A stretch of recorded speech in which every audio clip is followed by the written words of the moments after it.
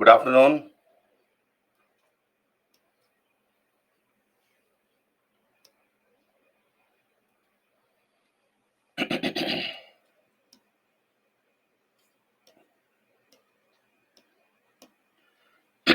Good afternoon, everyone. Madhuri, good afternoon. Am I audible and visible?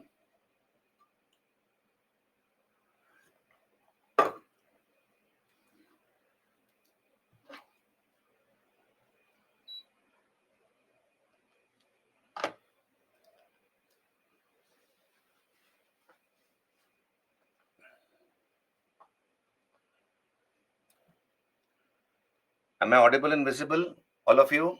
Good afternoon.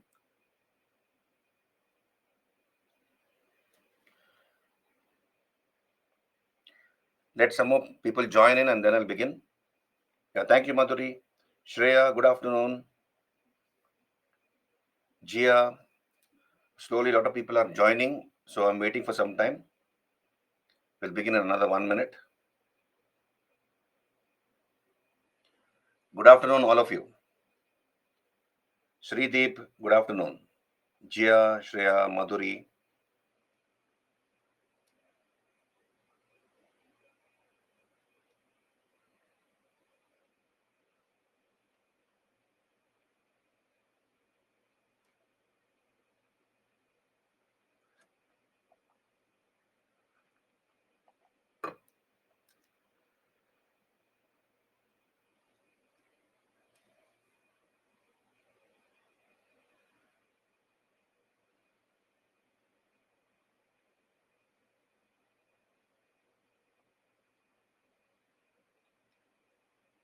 Akshara आप थोड़ा Hindi language का use करना.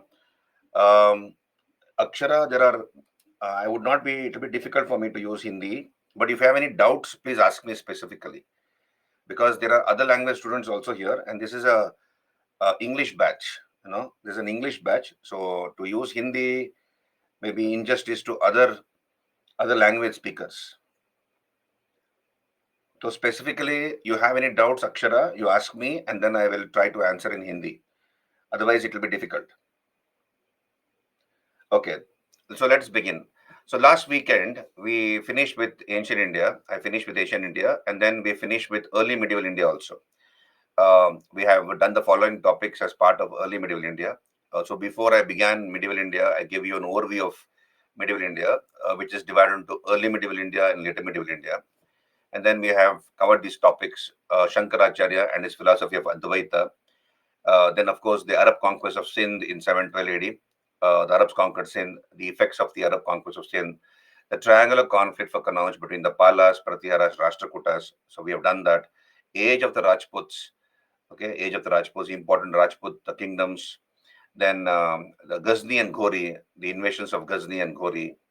Then, of course, the Chalukyas of Kalyana, the Kalyana Chalukyas, the imperial Cholas, then the Pandyas, Hoysalas, Kakatiyas. So I've covered all these things in as part of early medieval India. And then we came to Delhi Sultanate. We came to Delhi Sultanate, and we have seen this. The Delhi Sultanate was established in 1206 by Qutbuddin Aibak. It lasted till 1526, a period of 320 years under 5 dynasties. So we have covered the first dynasty, that is the Ilbari Turks, or sometimes also called the slave dynasty. And I've told you as to why it is wrong to use the word slave. So we have discussed all the slave kings or the Ilbari Turks, Qutbuddin Aibak, then Iltutmish, Russia, and Balban. And after the death of Balban, we have weak rulers like Kaikubad and Kayumars. These two, Kaikubad and Kayumars, were killed by Ghazi Malik, who took the title of Jalaluddin Firuz Khalji and established the Khalji dynasty. Right? So I stopped there. Uh,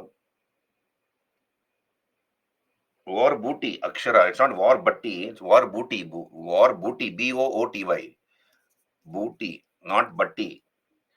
Okay, Akshara. Booty is, loot, equal to loot. So one king defeats another king, and whoever is defeated, the victorious king and his soldiers will loot everything from the other kingdom. That is called war booty. So that money, that loot is called booty. Akshara. Did you get me? Right. So we discussed about the Khalji revolution, why it is called Khalji revolution. So founder was Jalaluddin Firuz Khalji. So Malik Firuz, who was the commander in chief, Arizi Mamalik of the Delhi army, he killed Kaikubat and Kayumars, and he seized the throne and established the Khalji dynasty. They ruled for only 30 years, 1320 to, sorry, 1290 to 1320, a period of 30 years. They ruled only for 30 years. The founder was Jalaluddin Firuz Khalji, of course.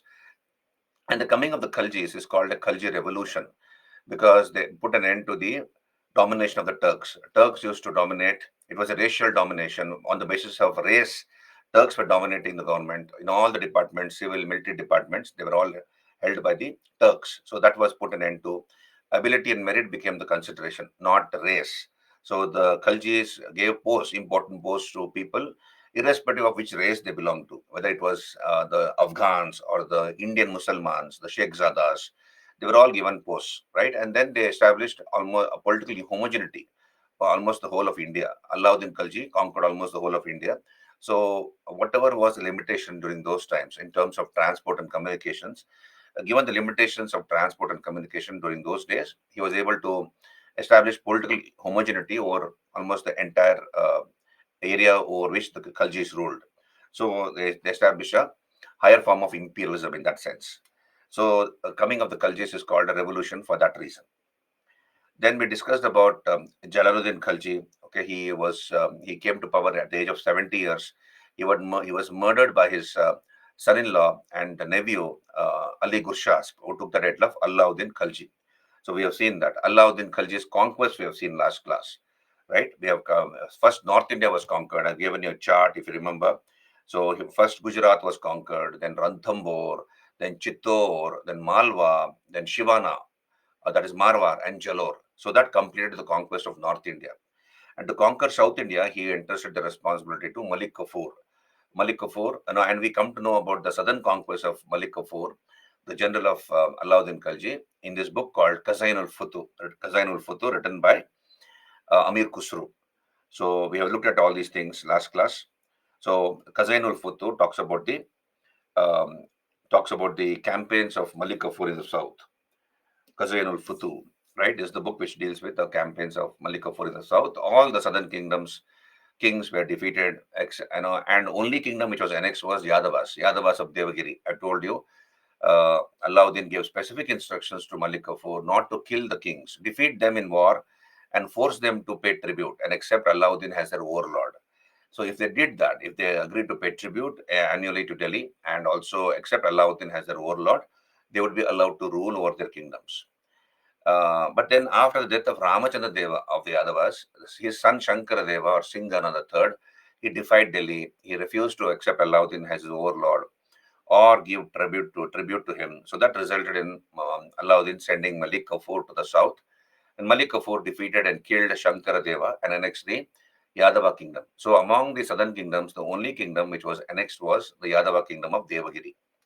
And of course, the attack on the Pandyas was not fully successful. I told you, the uncle of Sundara Pandya and Vikrama Pandya, Sundara Pandya and Veera Pandya, Vikrama Pandya, the uncle fought bravely and defeated Malik Kafur.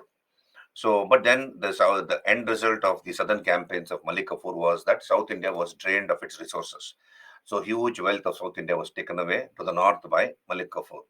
And after this, we have Alauddin taking a title, Sikandar al Sani. He called himself as Second Alexander, and he appointed Malik Kafur as his Naib Sultan or Deputy Sultan.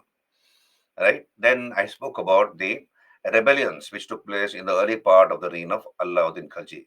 So he identified four causes for these rebellions, and then he accordingly took measures.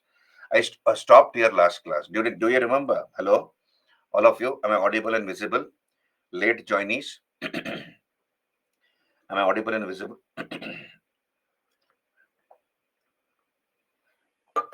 Yeah, yeah. So let us continue the story of Alauddin Khalji. Thank you, Jia, Srideep, Apurva, Vikas, Madhuri, Ganesh. So Shilpa. So let us continue the story of Alauddin Khalji, the various reforms he took, which he undertook, right? So first of all, his measures against the rebellions. So a number of revolts took place in the early part of the reign of Alauddin Khalji, right? So a number of revolts took place, and he conferred with his Majlis-e Khas. So he had a confidential council, important members who were very close to him, whom he trusted, the Majlis-e-Khas. And after having a discussion with them, he identified four causes as to why these rebellions took place. First of all, general prosperity of his officials.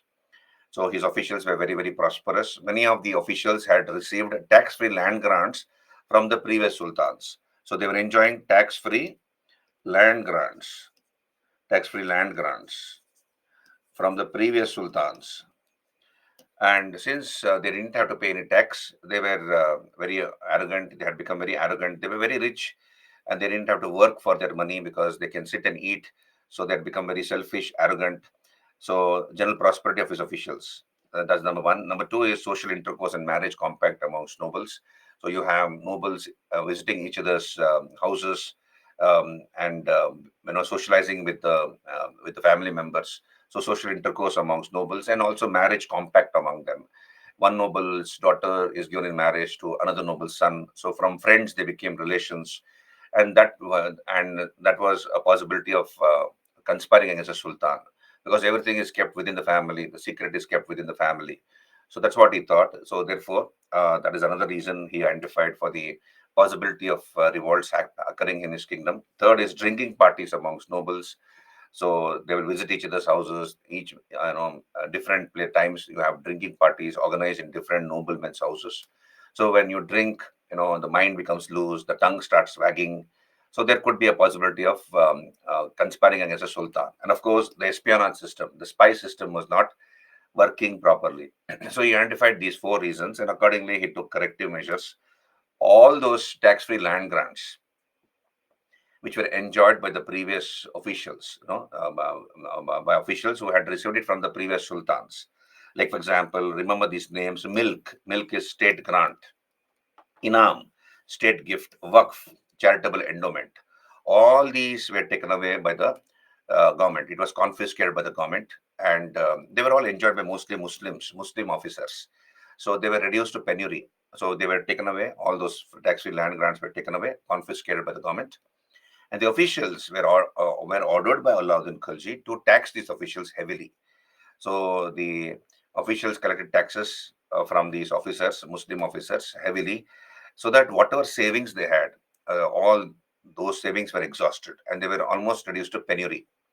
So they had no time from morning till evening. They have to work hard for their livelihood to make both ends meet, and therefore therefore there's no time to conspire against the sultan, because the whole time is spent in earning money to maintain themselves and their families. So he reduced these officials to poverty, almost poverty. Okay, that is number one. Number two is, of course, he forbade social gatherings of these nobles. They were prevented from visiting each other's houses. The officials were also told or encouraged not to encourage public from coming to their houses. And then he also strengthened the spy system and marriage compact. Without the permission of the sultan, marriage compact cannot take place between noblemen's families. So prior permission of the sultan was required. So that is number two. Then, of course, he introduced prohibition in Delhi. So he introduced banned liquor manufacturing, consumption of liquor in Delhi and the surrounding areas, including consumption of intoxicants, mind-altering substances, as they're called, mind-altering substances. Okay, like bhang and such things. So they were all banned. Public, drinking in public, drinking parties, they were all prohibited. But then later he gave a concession to the people of Delhi and the surrounding areas. They could manufacture liquor, make liquor in their own houses, wine. They can manufacture wine in their houses and consume it for their personal purposes. In their private they can consume, not sell it in the market. And not have parties or sell liquor in the public. So he gave a concession later, and of course he reorganized the spy system.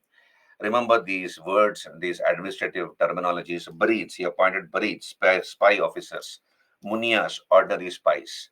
So breeds were spy officers, munias were spies, and he reorganized the spy system. They were deputed, spies were deputed in almost every part of the empire, in the houses of noblemen, in their offices, on the streets, etc. So These Baris and Munias sent independent reports to the Sultan. Every day they would send reports to the Sultan, so he would know what was happening in the houses of important nobles and officials, who came to whose house, what happened, etc. So he would know everything. So therefore, automatically, because of these corrective measures, revolts automatically disappeared from the empire. So there were no more revolts. So we talked about these things last class. I stopped here last class. Then we continue his attitude towards Hindu chiefs. Now, so Sultan's attitude towards Hindu chiefs. So there were some Hindu chiefs, hereditary revenue officials like the Rais, Ranas, Rawats, Chaudhries, Mukaddams. You know, they were all hereditary Hindu officials. Like for example, Chaudhries, Mukaddams, headman of a village or a village group, Rais, Ranas, Rawats. Okay, Khuds, that is revenue collectors of villages. These people, they were hereditary revenue officials. And there were certain complaints against them. So, what are the complaints against them? So, that first of all, they were arrogant. They treated the revenue officials with contempt. So, when the revenue officials came to collect taxes, these Hindu officials will treat them with contempt. Then they'll have drinking parties. They will have drinking parties. Tax evasion, they never paid any taxes to the government. Like, for example, Kiraj, that is the land tax. Kiraj or Kharaj was the land tax. Jizya, jizya was tax collected from non-Muslims. So tax on non-Muslims. So they were not paying the jizya also. Tax on non-Muslims. Ghari was the house tax. House tax. Chari was the fodder tax. That is, on milk cattle, depending upon how many cattle a person had, cows, buffaloes, etc. That person was supposed to pay a fodder tax. That is called chari. Ghari is ghar, house tax. So they were, avoiding paying these taxes. These Hindu hereditary revenue officials. Then they enjoyed certain perquisites. Perquisites are, above the salary, they enjoyed certain exemptions, okay, privileges. But then these people, they would charge these from their own villages. They were supposed to enjoy these privileges for free, but then they will make the villagers pay for these privileges. So that was another complaint against them. And they engaged in drinking parties and showed pride and disregard for the revenue collectors, muhassils. So accordingly, Alauddin Khalji took measures against these hereditary Hindu officials. So whatever tax-free land grants they were enjoying, those were taken away. So first of all, he abolished all those perquisites, concessions, special privileges they enjoyed. Secondly, they also had to pay land revenue equal to 50%. So they had to pay land revenue equal to 50% of their gross produce. So, and there was no distinction between the ordinary Balahar and the Khuds. Khuds are the revenue collectors. So no distinction between the Khuds and the Balahars for that reason. And they also had to pay two new taxes. He imposed two new taxes. One was the house tax, Ghari, and the other was the Chari or the grazing tax. So he took away all their special privileges, perquisites, etc., which they were enjoying, and they had to pay 50% land revenue. So there was no distinction between the Balahar. Balahar is the ordinary peasant, Balahar, ordinary farmer, and the Khut or the revenue collector. So there was no difference between the two and henceforth. And of course, two new taxes like the house tax and the grazing tax were to be paid by them. So this way he controlled the rebellious Hindu chiefs. Right? Are you there with me, all of you? This is number two. Then we come to revenue reforms of Alauddin Khalji. Revenue reforms. Now that is, how did he increase the revenue of the state? How did he increase the revenues of the state? So first of all, please understand, he established a separate department, Diwani Mustakraj. Diwani Mustakraj. This was the department established by Alauddin Khalji, Diwani Mustakraj. One of the duties of this department was to collect revenue arrears. So it used to collect revenue arrears. So what is revenue arrear? Let's say there's a farmer called A. There's a farmer called A, and he is not able to pay the land revenue this year. Why he is not able to pay the land revenue? He has broken his leg. Let us say he met with an accident while climbing the tree, fell down and broke his leg. So he could not engage in agriculture that year. Or he had his daughter's marriage that year and he spent all his money on his daughter's wedding. So he has no savings. He has no money to pay the land revenue. So what will the revenue officials do? They'll mark him in the register. They'll mark marking separately. And that next year, this person called A, not only has to pay the previous year's land revenue, but also the next year's land revenue, right? So that is called revenue arrears. So here, the Diwani Mustakraj was manned by many officials, and one of its duties was to collect revenue arrears. So who are the various officials who is to man this Diwani Mustakraj? So you have officers like muhassils, demanders of tribute, amils, revenue collectors, gumastas, agents, mutassarifs, accountant or auditors, mutassarifs, udadarani daftir, persons in charge of offices, navisandas, writers or clerks. So this Diwani Mustakraj was manned by all these officials. Then the Patwari, the village accountant, was the Patwari. He maintained the revenue record called Bihi. So, even now the village accountant is a person who maintains a book. So he maintains a book like this. Let's say this is the book, right? So this is the book, and this is called Bihi. So or Bahi, sometimes called also Bahi. So this is the account book. So the Patwari maintained the account book, right? So that is which farmer is supposed to pay, which farmer is to pay how much amount of money. That was mentioned in this revenue book called Bihi. Then he increased the land revenue to 50%. So please understand, Alauddin was the first king in the history of India to collect 50% land revenue. Nobody till Alauddin had collected 50% land revenue. So 50% of the gross produce. If a farmer, let us say, cultivated 100 bags of paddy, 50 bags of paddy or wheat will be taken away by the government. So why did he collect so much of money, 50% land revenue? Because he wanted to keep his soldiers and officers happy. He wanted to conquer the whole of India. And that wouldn't have been possible without keeping his officers and soldiers in the army happy and pay them salaries on time. And also he had to tackle the Mongol menace. Maximum Mongol attacks happened during the time of Alauddin Khalji. We have seen that. Mongol attacks began during the time of Iltutmish. It continued even under Balban, but then maximum Mongol attacks happened under Alauddin Khalji. So for these reasons, he collected 50% of the gross produce. The second king in the history of India to collect 50% was Muhammad bin Tughlaq. Muhammad bin Tughlaq, of course, collected 50% in the Ganga Yamuna Doab. We'll come to Muhammad bin Tughlaq in some time. So Muhammad bin Tughlaq was the next person to to collect 50% in the Ganga Yamuna Doab. That is a fertile belt of land between the Ganga and the Yamuna rivers. Maximum amount of land revenue was collected by the British under the Rayatwari system. Almost 65% of the land revenue was collected by the British under the Rayatwari system. And this revenue was could be increased at will. If they wanted it, they could increase the revenue still further if they wanted it. So that was the most exploitative system, 65% land revenue under the East India Company under the Rayatwari system. So he was the first king in the history of India to collect 50% land revenue, Alauddin Khalji, right? And of course, he changed the ratio proportion of Ganima and Khams. You remember, out of the war booty or loot, 20% would go to the king. Now he made it 20% to be given to the soldiers. So Khams became 80% now. 80%. Khams became 80%. So 80% of the loot will go to the king, and 20% Ganima was made reduced to 20%. 20% will go to the soldiers. This way, he increased the revenues of the state.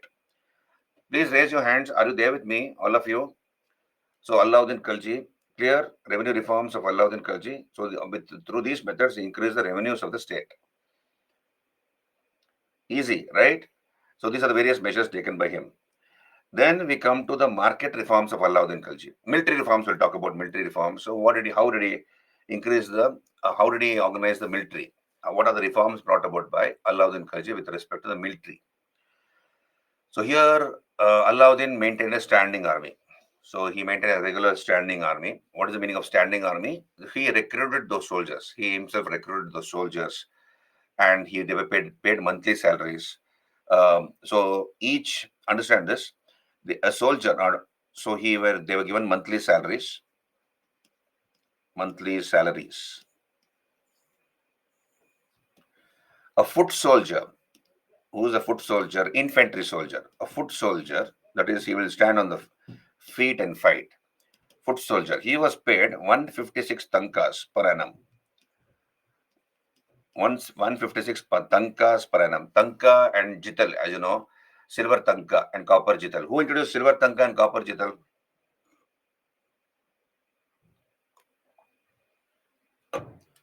Who introduced silver tanka and copper jital? Hello? Mitali, you have not revised, Mitali. Silver tanka and copper jital by Balban? No.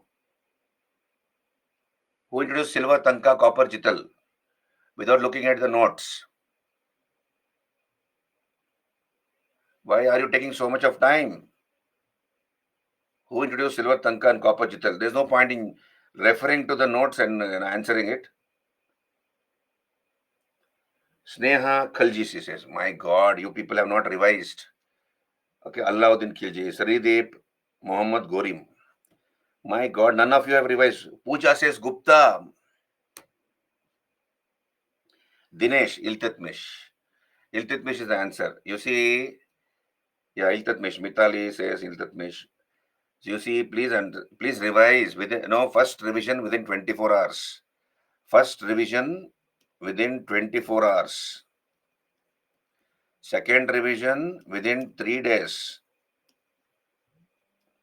And third revision within a month. Third revision within a month. So therefore, please revise. Revision is part of your preparation. Attending class is one part of the, one part of the effort. Then you have to revise and then go back and read your textbook, right? For every hour. So let us say it's a 2-hour class. You have to spend 4 hours self-study. 4 hours of self-study. If it's a 2-hour class, ratio should be 4 hours of self-study on that topic. Maybe more, depending upon how perfect you become, how much more time you require. So you read your textbook, okay, read between the lines, look at the questions, previous year questions from the prelims, from the mains, if at all there any questions come, and you should be able to answer those questions. Till then, you become thorough with that particular topic. You might take 4 hours, somebody might take 6 hours, doesn't matter. You become thorough with the topic. So that should be the ratio proportion. Attending class is one part of the story. The rest is self-effort, self-study, right? Please do that.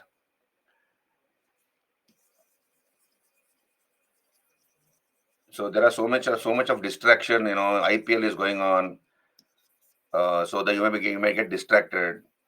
Festivals keep coming and going, so don't worry about all those things. Every year there'll be festival. Every year there'll be IPL. But that's not going to make your career.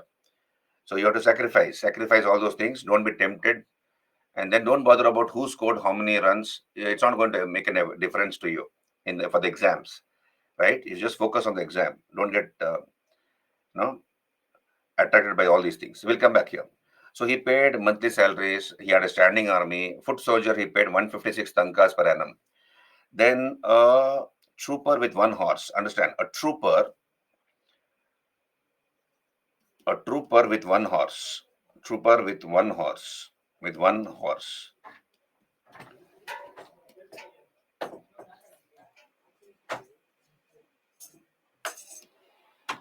A trooper with one horse, he paid 234 tankas per annum. 234 tankas per annum. Trooper with one horse. Who's a trooper with one horse? So he will stand. So he's a soldier who will sit on a horse and he'll fight. So trooper with one horse was paid 234 tankas per annum. Trooper with two horses. Trooper with an additional horse. With an additional horse. That is, he is maintaining two horses. He is paid 78 tankas extra. 78 tankas extra over and above the 234 tankas. So 78 tankas extra means how much? 234 plus 78. How much is it? 312. Am I right? 312 tankas. So trooper with an additional horse is equal to 78 tankas extra per annum. So he paid his soldiers very handsome salary, right? A foot soldier 156 tankas per annum, trooper with one horse 234 tankas, trooper with two horses was paid 78 tankas extra over and above the 234 tankas. Now, so he maintained a regular standing army and Ferishta. So we have a Ferishta, contemporary historian called Ferishta, he says he had an army of 4.5 lakh. He had an army of 4.5 lakh.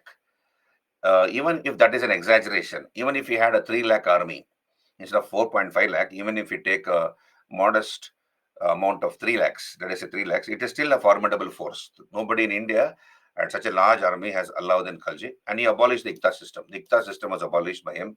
He paid cash salaries to the soldiers. There were regular parades and inspection of the army. Regular parades were there, and regular periodical inspections took place to find out the quality of the horses, the fitness of the soldiers, etc. Then he introduced Dog and Chahra. What is Dog? Understand this: Dog and Chahra. So Dog is branding of horses. You can see here. You can see on your screen. This is called branding of horses. Even now, horses are branded. So why did he introduce Dog? Dog means branding of horses. Branding of horses. Now let's take an example. Okay. So Alauddin Khilji knew that a lot of cheating took place among the soldiers, among the troopers. They may not be very fair with the government, okay, because they will try to cheat the government, and they're not straightforward. So Alauddin Khilji knew it. So let's say there's a trooper called A, okay, there's a trooper called A, and he has two horses. He's got two horses. So what is the amount of money the government is paying him per annum? 312 tankas. 312 tankas per annum is the salary he is drawing, Trooper A. And let us say both his horses died. Both his horses have died 2 months back. 2 months back, both his horses died. But this person, this Trooper A, has not informed the government about the death of his horses. He is continuing to collect 312 tankas per annum, as his salary. Now, let's say there's an inspection. Okay, there's an inspection tomorrow. There's an inspection tomorrow. So what will this Trooper A do? He has a friend. Let's say he has a friend called B, and this friend called B is also his neighbor, and he also has got two horses with him. So what this A will do is he will borrow B's horses. Both the horses of B will be borrowed by him, and then he will show those horses as his own horse. In the inspection, he will show his friend's horses as his own horse, and then he'll pass the inspection. Okay, so the government will say that okay, he's got two horses, no problem, and they will pass him in the inspection. So what will this fellow do? He will return the horses back to the person B. So he is cheating the government. So let us say there's a war, and this person has no horses. So what will he do? He cannot fight the war, and that will affect the efficiency of the army. So Alauddin knew that such things were happening. So somebody might have lost one horse, and still he's collecting tax, salary from the government. Full salary he's collecting. Somebody has lost two horses, and still he's collecting the salary, full salary. So therefore, he introduced Dog. Dog is branding of horses. You can see here. This is the Dog branding. So a certain mark, a distinct symbol will be given to his horse. So, for example, Trooper A's horse will have a distinct symbol. Okay, embossed or embossed on the horse. So it will be heated up. That's called Dog. So it will be burnt. It will be heated up, and the skin will be burnt with that particular symbol. Something like a tattoo. You can call it as a tattoo on the horse. So that symbol will be mentioned in the registry. So such and such a trooper A has this symbol on his horses, both his horses. Now that will be cross-checked in the inspection. Those symbols will be cross-checked. Now A cannot cheat the government. That's called Dog. Did you understand? Dog. Yeah. So it was a symbol. Even now it is done. Horses are Dog is used even now among in horses. And the second is Hulia or Chehra. That is muster role of the soldiers, descriptive role of soldiers. Hulia is called Hulia. What is Hulia? Hulia, also called Chehra. Chehra, that is descriptive role of soldiers. Descriptive role of soldiers. That's called Chehra. For example, nowadays we have photo ID card. We have a photo ID card, right? So as soon as the photo is seen and on the ID card, people will know and recognize you that you are from this company or this institution or organization, etc. Those days, the technology was not there. And there could be a person, let us say there's a person called A. Again, I'll give an example. Let's say there's a person called A, there's an officer called A, and this fellow has died. He died 2 months back. And he has a son called B, and B is a carpenter. A's son, A was an officer in the army, in Alauddin's army, and he died 2 months back.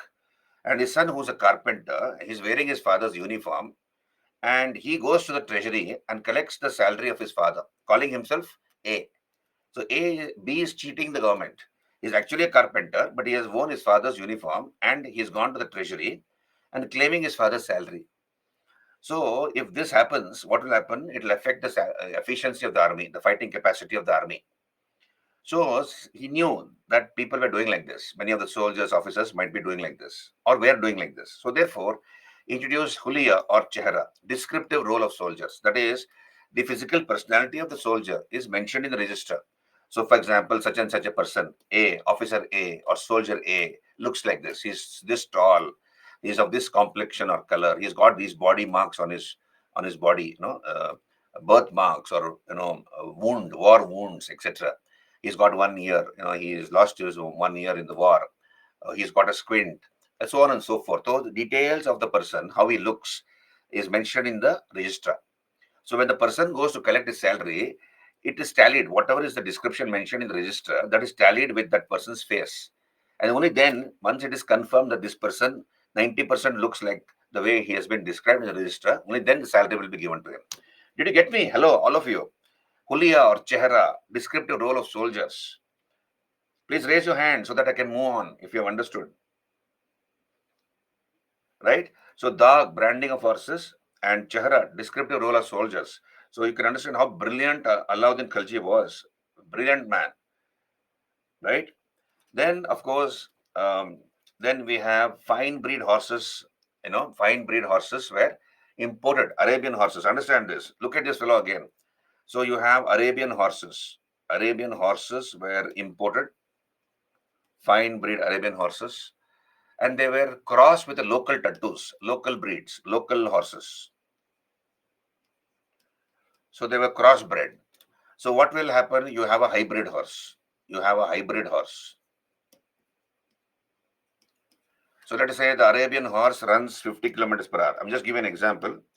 Let's say the Arabian horse runs 45 kilometers or 50 kilometers per hour. Okay. And the local tattoo, the local horse will run, let us say, 25 kilometers per hour. The hybrid horse will run average, let us say 35 to 40. So the overall quality of the cavalry improved. The overall quality of the cavalry improved.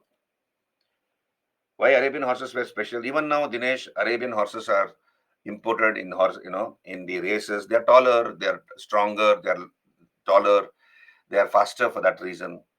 And they are of a different breed.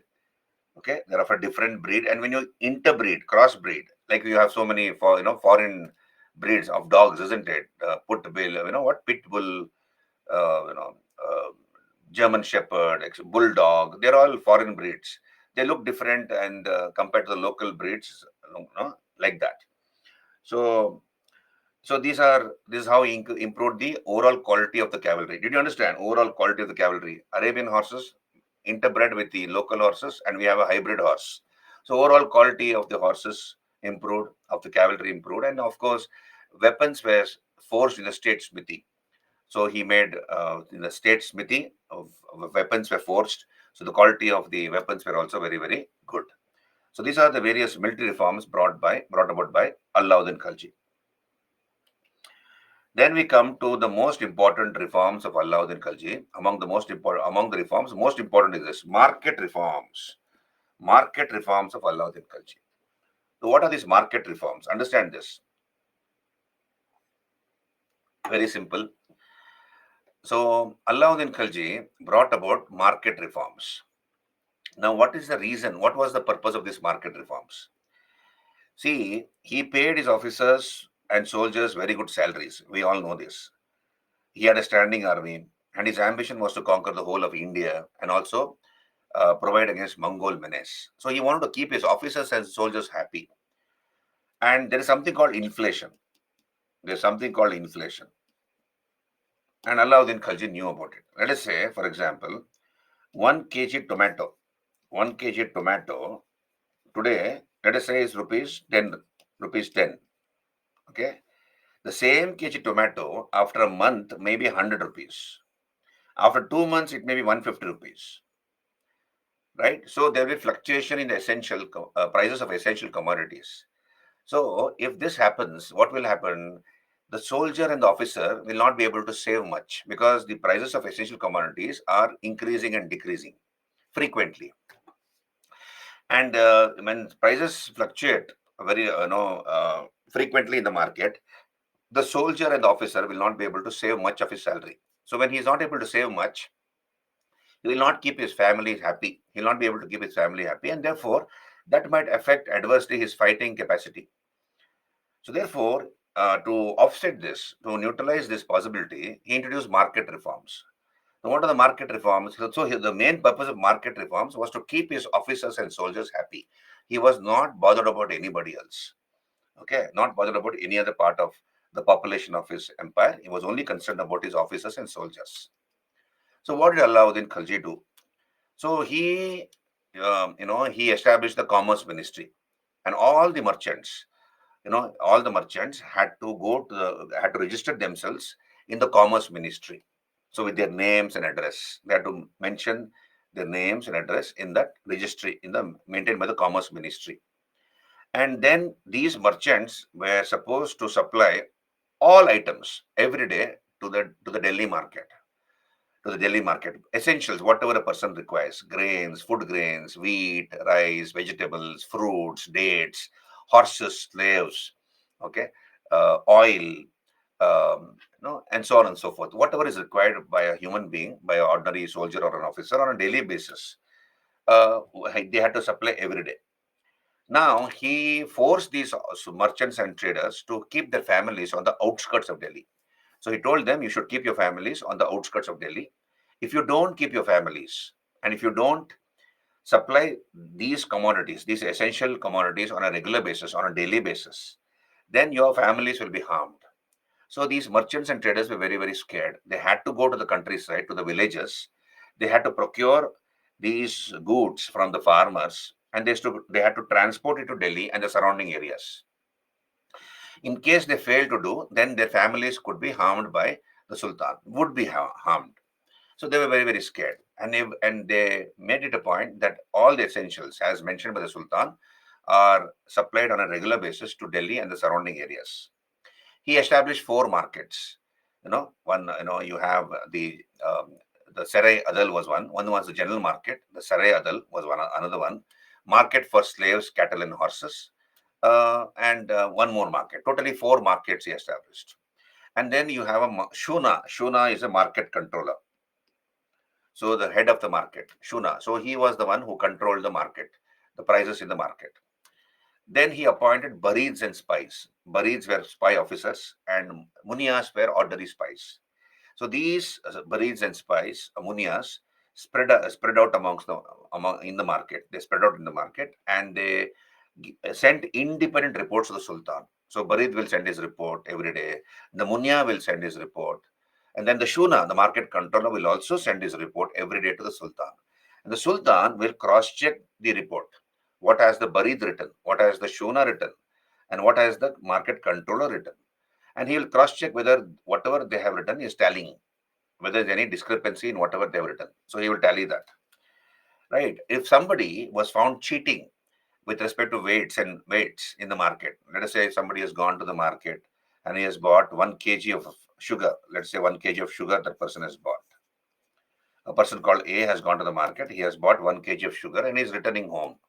So we have the market, controllers, the supervisors with their own weighing scale, the government officials with their own weighing scale. So they'll call that person A. Come here. What have you bought? 1 kg sugar, sir. So you give it. So they will take that 1 kg sugar and they will cross check the weight with their own weighing scale, the government weighing scale. And let's say the government weighing scale is showing 900 grams instead of 1 kg, 1,000 grams, 900 grams. That is, this trader who has sold this 1 kg sugar has cheated that person of 100 grams. It is 100 grams less. So that shopkeeper is identified. Okay, and that much amount of flesh was taken away from his body. So shopkeeper, from his body, from the shopkeeper's body, 100 grams of flesh would be cut off. So there were people in Alauddin's empire who had lost their limbs. Somebody has lost a few fingers, one or two fingers. Somebody's eyes is missing, one eye is missing, one ear is missing, nose is missing. Somebody might have lost his wrist, like that. So people were very, very afraid. The shopkeepers were very, very afraid. So better to give more than less. Otherwise, if you're caught, you'll be punished and you'll be mutilated. Your body could be mutilated. So these are the various market reforms of Alauddin Khalji. And also he saw to it that grains are collected directly from the Khalisa lands, from the crown lands. Crown lands are those lands which were under the control of the emperor. Whatever is grown here in the Khalisa lands is tax free. It will be, all the proceeds will go to the emperor. So a tax was collected in kind from the Khalisa lands, and if it was necessary, then even from the vassal states, food was collected in kind. And then he removed all middlemen. He eliminated all middlemen. Directly, the government officials will go to the farmer and collect the tax, 50% land revenue, in cash or in kind. So that was collected.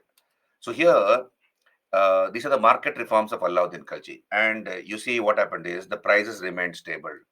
The prices remained stable throughout the reign of Alauddin Khalji, and even after he died, the prices remained stable. The soldiers and officers were very, very happy because there was no fluctuation in the prices of essential commodities. But please understand, Delhi and the surrounding areas enjoyed. People of Delhi and the surrounding areas were enjoying, whereas the countryside bled. That's why it is said that the Delhi and the city was flourishing. The cities like Delhi and the surrounding areas were flourishing, whereas the countryside was bleeding. But however, I told you, he was only wanting to keep his soldiers and officers happy. Nobody else he was bothered about. So these are the market reforms of Alauddin Khalji. You can see on your screen, the idea behind market reforms was to control and regulate the prices of all these essentials, grain, cloth, other necessities of life, and to make them so cheap so as to enable the soldiers to live comfortably on a mere pittance without staining the state exchequer. So he fixed the prices of these goods: food grains, pulses, cloth, slaves, cattle, horses, daily articles of daily use like meat, fish, dry fruit, sugarcane, vegetables, etc. He established 4 markets in Delhi. One is the Mandi, Central Grain Market, under a Shuna. He was the market controller. Then Sarai Adal, market for cloth, sugar, herbs, dry fruits, etc. Market for horses, slaves, and cattle, and general market. And in every mohalla, every quarter of Delhi, there was a ration, a general fair price shop or a ration shop opened. Further, revenue was collected in kind from the Khalisa land, from the crown lands. Merchants were authorized by the state to supply a certain amount of grains, all types of varieties of grains every day to Delhi and the surrounding areas. Merchants had to register themselves with the Commerce Ministry, right? Then we have transport merchants and market merchants. Were not supposed to hoard their food grains. Then all these above regulations were strictly enforced by a Diwani Riyasat and a Shana Mandi. And also there was a judge called Sarai Adal. So here only the army and incidentally the population of Delhi were benefited by these regulations. Not everybody was benefited, only the army and the people of Delhi and the surrounding areas. That's why it said the capital was fed while the country at large was bled. Are they with me? Are you clear about this? Market reforms of Alauddin Khalji. So only the people of Delhi and the surrounding areas were benefited. The rest of the population suffered. So that's why the saying the capital was fed while the country at large was bled.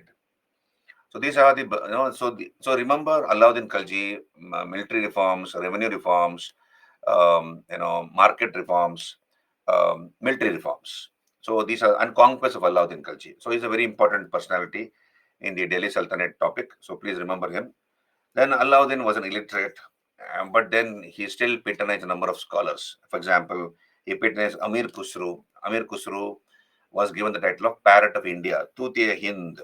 So that was the title given by Alauddin Khalji to Amir Khusru, Tuti-e-Hind, that is Parrot of India. If it is Amir Hassan, he also constructed of the following buildings, as you can see on your screen. Siri Fort. So Siri, the second city of Delhi, there is a Siri Fort on your screen. This is number one, Siri Fort. Then he built the Mahal Hazar Sutun, a palace of 1,000 pillars. This is Mahal Hazar Sutun, Mahal Hazar Sutun. This one. This is number two. Number two. Then this is the Qutbi Mosque, the entrance gateway to the Qutbi Mosque, the Alai Darwaza. This is the Alai Darwaza, which he built, Alai Darwaza. And then he planned a tower twice the height of the Qutub Minar. You can see the Qutub Minar in the background. So he planned a tower twice the height of the Qutub Minar, but he could not see its completion. Only the first floor was built. You can see the first floor itself is 70 feet height. The first floor is 70 feet tall, this one. So this was a minar planned to be built opposite the Qutub Minar, twice the height of the Qutub Minar. But he could not see its completion. He died. This is about Alauddin Khalji, right? Now, what happened after? What happened towards the end of his reign? Now, towards the end of Alauddin's reign, he was suffering from old age and ailments, physical ailments. So once he died, we have Malik Kafur. Understand this? Malik Kafur seized the government in his hands. Malik Kafur had been appointed as the deputy sultan, Naib Sultan, isn't it? So he seized the government in his hands. He took the government in his hands. So what did Malik Kafur do? He placed a son of Alauddin on the throne of Delhi. That is Shihabuddin. Shihabuddin, if you remember, he was the son born to Alauddin Khalji and Kamala Devi. He was a 6-year-old boy, Shihabuddin. So Shihabuddin was placed on the throne. He was the son of Kamala Devi and Alauddin Khalji. And two sons were imprisoned. One was, of course, Khizar Khan. Khizar Khan was killed. Khizar Khan was killed by Malik Kafur. Another son called Qutbuddin Mubarak Khalji. Qutbuddin Mubarak. He was imprisoned. He was imprisoned by Malik Kafur. Qutbuddin Mubarak Khalji. So Shihabuddin was placed on the throne. Khizar Khan was blinded and then killed. And Qutbuddin Mubarak Khalji was imprisoned. Now, Malik Kafur, once Alauddin Khalji died, the way he was behaving, the way he was ill-treating the royal family, or family members of Alauddin Khalji was not liked by the personal bodyguards of Alauddin Khalji. Alauddin Khalji had his personal bodyguards. They were noticing Malik Kafur, the way he was behaving and ill-treating the family members of Alauddin Khalji. So within 100 days after the death of Alauddin Khalji, these bodyguards of Alauddin Khalji murdered Malik Kafur. So they killed him. Thereupon, this Qutbuddin Mubarak Khalji came out of prison, began to act as a regent to Shihabuddin. He acted as a regent or representative to Shihabuddin. Then when he found an opportunity, he killed Shihabuddin and became the next emperor, Qutbuddin Mubarak Khalji. Are you there with me? So the next sultan is Qutbuddin Mubarak Khalji. He came to power after killing Shihabuddin, the 6-year-old boy, the son of Alauddin and Kamala Devi, and he came to power. Qutbuddin Mubarak Khalji. He called himself the Khalifa. He said, I am the Khalifa. So only sultan to declare himself as the Khalifa. And he took the title Al-Wasiq Billah. So Qutbuddin Mubarak Khalji, son of Alauddin Khalji, called himself as Khalifa. And he had a prime minister called Khusru Khan. So Khusru Khan was his favorite. So this Khusru Khan took advantage of Qutbuddin Mubarak Khalji and the proximity to Qutbuddin Mubarak Khalji, and Khusru Khan killed Qutbuddin Mubarak Khalji and seized the throne. So he was a Hindu convert, this Khusru Khan, his prime minister. So he killed him and seized the throne. So the next ruler is Khusru Khan or Nasruddin Khusru Shah. He takes the title of Nasruddin Khusru Shah, or Khusru Khan becomes Nasruddin Khusru Shah, only Hindu convert to sit on the throne of Delhi. He is the only Hindu convert to sit on the throne of Delhi. He ruled for about 100 days. And then we have the warden of the marches in charge of the border areas, Dipalpur, Ghazi Malik. He was in charge of the frontier areas at Dipalpur against the Mongol attacks. So he was officer posted in the border areas. His name was Ghazi Malik. He, along with some of the ministers, killed this Khusru Khan or Nasruddin Khusru Shah and ended the Khalji dynasty. And Ghazi Malik took the title Ghiyazuddin Tughlaq.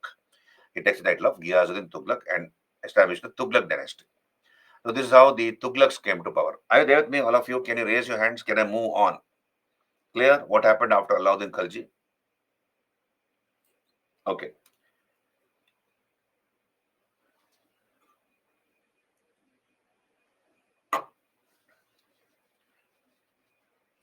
Okay.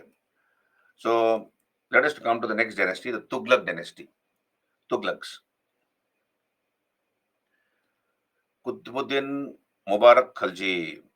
Pooja, Qutbuddin, I told you, see, on your screen, if you see, Malik Kafur, after the death of Alauddin Khalji, placed Shihabuddin on the throne. Shihabuddin was the 6-year-old boy born to Alauddin Khalji and Kamala Devi. Then Malik Kafur imprisoned Qutbuddin Mubarak Khalji, one of the sons of Alauddin Khalji, and he killed Khizr Khan. Then later Malik Kafur was killed by Alauddin's bodyguards because Malik Kafur was ill-treating the royal family. So thereupon, Qutbuddin Mubarak Khalji came out of prison, acted as the regent to Shihabuddin. Then later he killed Shihabuddin, and became the Sultan. That's how he became to power. Shihabuddin, Qutbuddin Mubarak Khalji. Clear? Okay. Then we come to the Tughlaqs. Now, among the 5 Delhi Sultanates, we have seen this slave dynasty or Ilbari Turks, Khaljis, Tughlaqs, Saids, Lodhis. The Tughlaqs ruled for the longest period of time. So they ruled for the longest period of time. Longest period of time. Longest period of rule, the Tughlaqs. And the word Tughlaq was the personal name of Ghiyazuddin Tughlaq. So Tughlaq or Tughlaq was the personal name. It was the personal name of the founder. That is Ghiyazuddin Tughlaq. Personal name of Ghiyazuddin Tughlaq.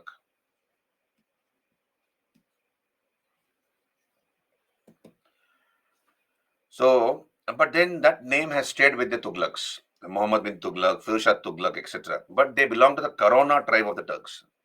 They belong to the Karona tribe of the Turks. So Tughlaq was the personal name of Ghiyazuddin Tughlaq. And the maximum territorial extent happened under the Tughlaqs. The Delhi Sultanate spread to its maximum territorial extent under the Tughlaqs, not under Alauddin Khalji, but under the Tughlaqs. And they ruled for the longest period of time. So let us look at the important kings: Ghiyazuddin Tughlaq, Muhammad bin Tughlaq, Firuzshah Tughlaq, Nasruddin Tughlaq. These are the 4 important kings, 4 rulers. So first of all, Ghiyazuddin Tughlaq. On your screen, Ghiyazuddin Tughlaq. So he was earlier called Ghazi Malik, if you remember. So Ghazi Malik, he was in charge of the frontier areas at Dipalpur. He was the one who killed this Nasruddin Nasruddin Khusru, and he became the Sultan and established the Tughlaq dynasty. So he killed Nasruddin Khusru Shah and became the Sultan, Ghazi Malik. Now, Ghazi Malik is the person who reduced the land revenue from 50% to 33%. If you remember, Alauddin Khalji had increased the land revenue to 50%. So that was made 33%, 1/3, by Ghiyazuddin Tughlaq. State-sponsored irrigation began under him. So, for example, the government is encouraging the farmers to dig wells, to dig tanks, canals, and it is giving loans to the farmers. So, state-sponsored irrigation began during his period. So, he was the first sultan to start irrigation works, like canals, wells, etc. Okay, and then we have, of course, his son Jauna. So, this Ghiyazuddin Tughlaq had a son called Jauna Khan, Prince Jauna. So this Prince Jauna attacked and conquered the Pandyas of Madurai and the Kakatiyas of Warangal because they had stopped paying tribute. So if you can see here, this is South India. If this is South India, we have the Pandyas who ruled over Tamil Nadu, Pandyas, with capital Madurai. Then we have the Kakatiyas of Warangal, Kakatiyas of Warangal. So these 2 kingdoms had stopped paying tribute to Delhi. after the death of Alauddin Khalji. So, taking advantage of that, this Jauna Khan, Prince Jauna, conquered both these kingdoms. The Kakatiya kingdom of Warangal and the Pandyas of Madurai were conquered by him, right? So, because they had stopped paying tribute, right? Now, in 1325, there was a rebellion in Bengal. Understand this? There was a rebellion in Bengal, and there was a revolt in Bengal, and this Ghiyazuddin Tughlaq, uh, took his army and he decided to go and put down this revolt at Bengal. And as he was going away from the capital Delhi, there was a saint, Sufi saint, Hazrat Khwaja Nizamuddin Aulia. So Hazrat Khwaja Nizamuddin Aulia, he made a prophecy. So he was a Chishti saint, based in Delhi. His name was Khwaja Nizamuddin Aulia. He makes a prophecy. What's a prophecy? What is a prophecy? Prophecy is something is told and that becomes true later. So he predicted that Sultan will not come back alive to Delhi. So he said the Sultan will not come back alive to Delhi. So this is the prophecy made by Nizamuddin Aulia, the saint, the Chishti saint. So what happened? This Ghiyazuddin Tughlaq went to Bengal. He put down the revolt successfully. And then along with his son, Mahmud Khan, his eldest son was Mahmud Khan. So along with Mahmud Khan, he was coming back to Delhi with all the loot, the war booty or the loot of Bengal. Prince Jauna, the second son, Prince Jauna was very, very happy that his father is returning back from Bengal. So he wanted to receive his father on the outskirts of Delhi. Okay, not on the outskirts of Delhi. So what did Jauna do? He ordered the construction of a wooden pavilion. He ordered the construction of a pavilion. Okay, a big pendal or a pavilion was put up, and there was a stage that's called a kushk, a wooden pavilion or a kushk. So this kushk was put up, and you have Ghiyazuddin Tughlaq sitting on the dais on the stage along with his eldest son Mahmud Khan, favorite. He was also his favorite son Mahmud Khan. And then you have the war trophies being displayed. Thousands of people had gathered to watch this on the outskirts of Delhi in a village called Afghanpur village on the outskirts of Delhi. So you can see this pendal here on your screen, pendal. So, whatever loot had been brought from Bengal, horses, elephants, gold, diamond, etc. All these were being displayed on the stage for the public to view. So the horses were paraded. Then you have the gold and diamonds, etc., which were paraded. And then came the turn of the elephants. So elephants were being paraded on the kushk or the wooden pavilion. When one of the elephants happened to stamp on a particular part of the pavilion, the part of the kushk, the entire pavilion collapsed, crushing Ghiyazuddin Tughlaq and his eldest son, Mahmud Khan, under its weight. So the prophecy of Nizamuddin Aulia, Saint Nizamuddin Aulia, turned out to be true. The Sultan will never come back alive to Delhi. That's what he had told, and that became true. So his dead body was brought back from the outskirts of Delhi. We have two contemporary historians, Ibn Battuta and Isami. On your screen, you can see Ibn Battuta. He was from Tangiers in Morocco. So in Morocco, Africa, Morocco. So he was from Tangiers in Morocco, Africa, and Isami. These two contemporary historians accuse Jauna of patricide. They say that it was a conspiracy hatched by Jauna to kill his father and his elder brother and seize the throne. But historians don't agree to this. They say it was an accident. It was a pure accident. There was no conspiracy at all. And after mourning for 40 days, sincerely mourning for 40 days on the death of his father and brother, Prince Jauna ascended the throne of Delhi and under the title Muhammad bin Tughlaq. Muhammad bin Tughlaq. Are you clear? So this is how Muhammad bin Tughlaq comes to power. So Jauna Khan becomes Muhammad bin Tughlaq. So as you can see here, Ghiyazuddin Tughlaq we have just now discussed. Next is Muhammad bin Tughlaq. Can I move on? Hello, all of you. Muhammad bin Tughlaq. You can see here in the picture there, the entire pavilion collapsed, crushing Ghiyazuddin Tughlaq and his eldest son, under its weight. So Muhammad bin Tughlaq. Now, I'm sure all of you have studied about Muhammad bin Tughlaq in your school days. You remember his grand projects. On whatever projects he have implemented, they've all failed, right? But then we'll talk about this Muhammad bin Tughlaq, a peculiar person, peculiar personality. You see, Muhammad bin Tughlaq, his earlier name was Jawna Khan. And we have two important sources for the study of Muhammad bin Tughlaq. One is Kitabul Rehla. So Ibn Battuta, that Moroccan traveler, he writes a book called Rehla. Now, I have told you here, if you look at this page, whatever on your screen just now, Ibn Battuta and Isami accused Jawna of patricide, that is, having killed his father. But historians don't agree to this. Now, why they don't agree to this, we will come to that in some time. Why they don't agree to whatever Ibn Battuta and Isami had claimed. Why they don't agree. We'll come to that in some time. Now, we have two books which give information about Muhammad bin Tughlaq. One is Rehla, written by Ibn Battuta, Kitabul Rehla, and then, of course, Tariq-i-Firuz Shahi, written by Ziauddin Barani. Ziauddin Barani. Tariq-i-Firuz Shahi. Now, the Delhi Sultanate reached its maximum territorial extent under Jawna Khan or Muhammad bin Tughlaq. I told you earlier, he had conquered, as Prince Jawna, he had conquered Madurai, the Pandyas, and the Kakatiyas. So the Delhi Sultanate, the boundaries of the Delhi Sultanate had extended far beyond the Vindhyas in the south. Alauddin Khilji, remember Alauddin Khilji? He had told Malik Kafur, you defeat the southern rulers, and if they agree to pay tribute and accept me as their overlord, then you give back their kingdoms, to them. Don't annex them, don't conquer them. But here, Muhammad bin Tughlaq had a different idea. He wanted to directly rule over the south.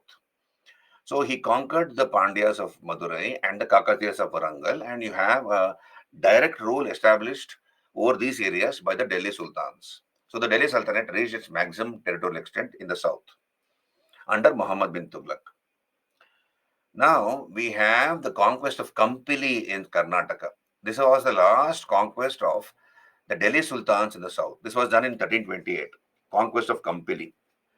Now I'll tell you a story. I'll repeat this story when I come to Vijayanagara. Right? So, what is this Kampili? How did Muhammad bin Tughlaq conquer Kampili? So we will talk about it. Now look here on your screen.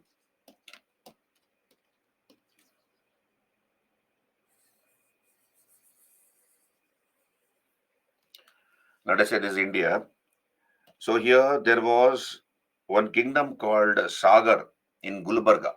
So present day Karnataka. So this is, let us say this is Karnataka here. Karnataka. There was an area called Sagar here during those days. Sagar near Gulbarga. Okay. And who was the governor of this Sagar? A cousin of Muhammad bin Tughlaq called Bahauddin Gurshasp.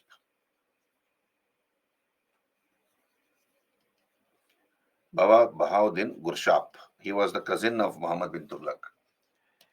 Then we have the Kakatiyas of Varangal here. You can see here the Kakatiya kingdom of Varangal. These are the Kakatiyas. There was another small kingdom in this area called Kampili. So this is the kingdom of Kampili. And let's say this is Delhi here. This is Delhi here. This is Delhi. Now, so the cousin of Muhammad bin Tughlaq was this Bahauddin Gurshap. He was the cousin of Muhammad bin Tughlaq, and we are told that he rebelled against him. Bahauddin Gurshap, the cousin of Muhammad bin Tughlaq, rebelled against his cousin Muhammad bin Tughlaq. So Muhammad bin Tughlaq, what he did is he attacked MBT. I'll write MBT in short. Muhammad bin Tughlaq attacked Bahauddin Gurshap, who was the governor of Sagar. And he defeated Bahauddin Gurshap. So Bahauddin Gurshap somehow escaped, and he sought shelter under the Kampili king. He came running to Kampili and asked the king of Kampili to give him shelter, asylum, protection. And the Kampili king, the king of Kampili, gave protection to Bahauddin Gurshap. Now, please understand, we have seen this. The Kakatiyas had been conquered by Muhammad bin Tughlaq. As Jawna Khan, he had conquered the Kakatiyas. 1323, he had conquered the Kakatiyas of Varangal and the Pandyas of Madurai. So we are told that there were two brothers working in the Kakatiya kingdom. These two brothers were Harihara and Bukka. Harihara and Bukka. These two brothers had been working in the Kakatiya kingdom. Once Jauna Khan, Muhammad bin Tughlaq has Prince Jauna, when he conquered the Kakatiya kingdom, these two brothers, Harihara and Bukka, came to Kampili. They came to Kampili and sought employment under the Kampili king. They asked the Kampili king, please give us employment because Kakatiya kingdom has been conquered by Muhammad bin Tughlaq. We are unemployed. Please give us employment. So the Kampili king appointed these two brothers, Harihara and Bukka, as the governors of a place called Anegundi. So there was a place called Anegundi, I believe. Anegundi. Let's say this is Anegundi. Anegundi. So they appointed these two brothers, Harihara and Bukka. I'll write H and B here in bracket. Harihara and Bukka were appointed as the governors of Anegundi under the Kampili Raja. So when the Kampili king gave protection, asylum to Bahauddin Gurshap, Muhammad bin Tughlaq attacked Kampili. So Muhammad bin Tughlaq attacks Kampili. You can see here, Muhammad bin Tughlaq attacks Kampili. That's the time when these two brothers, Harihara and Bukka, also went to assist their king, the Kampili king. The Kampili king was killed. The Kampili king was killed. Bahauddin Gurshap was also killed. And these two brothers, Harihara and Bukka, who had gone to assist their king, the Kampili Raya, or the king of Kampili, were also taken captives. They were taken prisoners. They were made into prisoners of war. And they were taken to Delhi as captives. So Harihara and Bukka were taken to Delhi as captives, as prisoners of war. And there they were forcibly converted to Islam. We are told that they were forcibly converted to Islam. And since they were young boys, promising boys, they were reposted in the south. They were reposted in the south to control rebellion. To control rebellion. And that is the time when these two boys came under the influence of the pontiff of the Shankaracharya Mutt at Sringeri. So there's a place called Sringeri in Karnataka. Sringeri. And this is the first mutt established by Adi Shankaracharya. There's a mutt here, Sringeri Mutt. One of the mutts established by Adi Shankaracharya. So who was the head of this mutt? A person called Vidyaranya. Vidyaranya. He was the pontiff or the head of the Sringeri Mutt. So Vidyaranya, the sage, he saw a lot of promise in these two boys. So he reconverted them to Hinduism. He reconverted them to Hinduism, and he inspired these two boys to found a kingdom in the south, which will give protection to the people of the south from the invading armies of the north. So you see, from the time of Alauddin Khalji had served as the governor of Kara and Manikpur. You remember earlier, he was called Ali Gurshasp, and he saw a lot of wealth in the south. So he came, plundered Devagiri, and with that wealth, he became the Sultan. And once he became Sultan, he sent Malik Kafur to loot the south. So from then onwards, you have a lot of loot and plunder of the south of the Vindhyas. And there was no protection to the people of the south. So Vidyaranya is supposed to have inspired these two brothers, Harihara and Bukka, to found a kingdom in the south, which will act as a protection, which will give protection to the people of the south from the invading armies of the north. And this led to these two brothers founding the kingdom of Vijayanagara in 1336. So they founded the kingdom of Vijayanagara in 1336. Okay, this is the story. This is called Telugu origin theory. We have two theories as regards the origin of Telugu Vijayanagara. One is the Telugu origin theory. This is the Telugu origin theory. Whatever I have just now narrated about the origin of Vijayanagara. But historians don't agree to this story. I'll repeat this story again when I come to Vijayanagara kingdom, right? And then we have a Karana origin theory about the origin of Vijayanagara. We will talk about it when I come to Vijayanagara. That is more authentic. Historians agree to the Kannada origin theory about the origin of Vijayanagara. Are you there with me? So the conquest of Kampili in the south by Muhammad bin Tughlaq was a lost conquest of the Delhi sultans in the south. Yeah, Anegundi. Yeah, that's what I said, Anegundi. So we'll come back here. So 1328, his conquest of Kampili in Karnataka, while suppressing the revolt of cousin Gurshap, was the last conquest in the south. Are you there with me, all of you? Did you understand that story, whatever I've just now told you? Clear?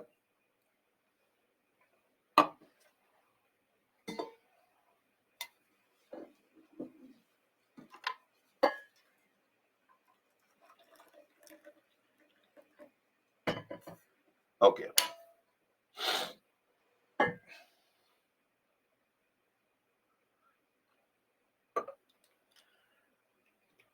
So now let us talk about Muhammad bin Tughlaq. So there are two books which give information about his reign. One is the Rehla by Ibn Battuta, and the other is Tariq-e-Firuz Shahi by Ziauddin Barani. Now, among the Delhi sultans, Muhammad bin Tughlaq was the most qualified sultan. So he had received a formal education. Unlike other Delhi sultans, this Muhammad bin Tughlaq had received a formal education, and he knew many subjects. He knew Arabic, he knew Persian. He had studied mathematics, logic, philosophy, literature, sciences, and he was a rationalist in his thought, even with respect to religious matters. Rationalist is what? He will reason out. If you are telling him something, he will not blindly believe. He'll question. And only if the answer made sense, made logical sense, only then he'll accept. So he was a rationalist in his attitude and behavior, including with respect to religious matters. So, like a UPSC candidate, UPSC student, he knew many subjects. As you can see here, um, he had received a formal literary, religious, philosophical, military training. He knew all these languages, Persian, Arabic, these subjects, astronomy, philosophy, mathematics, medicine, logic, right? And then he also anticipated Akbar by holding religious discussions with the Hindu and Jain saints, the Hindu saints like Rajashekhar and Jinaprabha. So, what is the meaning of anticipated Akbar? Akbar comes much later, in during the Mughal period. Now, Akbar was an illiterate. Akbar was an illiterate, but he was inquisitive to know what is there in all the religions. So, and in a city which he founded called Fatehpur Sikri, near Agra, he founded a city, Akbar. He called it Fatehpur Sikri. So, in that Fatehpur Sikri city, he built a building that was called Ibadat Khana. Ibadat Khana. So every Friday, the Emperor Akbar will sit in the Ibadat Khana and he will listen to discourses. So initially, he invited Sunni Muslims, so Sunni Muslim teachers to speak about Islam, about the Holy Quran, about the Sharia, etc. So Akbar will quietly listen to what these, Muslim pundits are telling about Islam, about the Holy Quran, about the Sharia, etc. So once he came to know pretty much about Islam and what is there in the Quran and the Sharia, he invited people from other religions, Christianity, Parsi religion, Jain religion, Hindu religion. So all these gurus came and spoke about their respective religions. The Hindu guru spoke about Hinduism, the Christian father about Christianity, etc. So, what Akbar did much later was done earlier by Muhammad bin Tughlaq. So, by inviting these Hindu and Jain saints towards himself, and he conversed with them. He came to know a lot about Jainism from Jinaprabha and also from Rajshekhar about Hinduism. Uh, Muhammad bin Tughlaq also participated in Hindu festivals like Holi. So really recently we had Holi 1 or 2 days back. So Holi, he participated in Hindu festivals like Holi and also the Nowruz, the Persian New Year festival. Now he was the first Delhi Sultan to visit the tomb of Hazrat Khwaja Moinuddin Chishti at Ajmer. So you can see here first Sultan to visit the tomb of Khwaja Moinuddin Chishti at Ajmer. So in Ajmer, Rajasthan, there's a famous Sufi saint of the Chishti order, Khwaja Moinuddin Chishti. So even now, that dargah is very famous. And many Hindus and people from other religions also go there. Not only Muslims, but others also go and offer their prayer. A chaddar is offered, or a bed sheet or a chaddar is offered to the honorable saint. So he was the first sultan to visit the dargah of Sheikh Moinuddin Chishti at Ajmer. He was also the person who built the tomb of Nizamuddin Aulia at Delhi. So first, he was the one who built the dargah, the tomb of Hazrat Nizamuddin Aulia at Delhi. So you can see here, I put the picture of Nizamuddin Aulia Dargah. In fact, Saint Nizamuddin Aulia, he is the one who had given a prophecy. Remember that Sultan will not come back alive to Delhi. Ghiyazuddin Tughlaq will not come back alive to Delhi. So when he was dying, Nizamuddin Aulia had told that he doesn't want any roof over his tomb. It should be left to the sky. But Muhammad bin Tughlaq used his own brain. After the saint died, he has built a tomb with a roof on top. Okay, and he was so much in love with the saint that he did not bother about what the saint, what was the last wish of the saint. So he has built this dargah at Delhi. He was the Sultan who built this dargah. Now, so many good things are there about Muhammad bin Tughlaq. But then, please understand, why did he become unpopular? He became unpopular because of his hasty temperament. So he had a very hasty temperament. This Muhammad bin Tughlaq,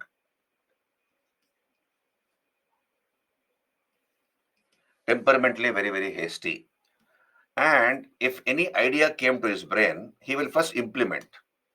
He will not think about the consequences, the pros and the cons, whether this idea will work, what would be the consequence, whether I'll be harming somebody, etc., etc. He will not think. He would get excited about that idea and he will immediately implement.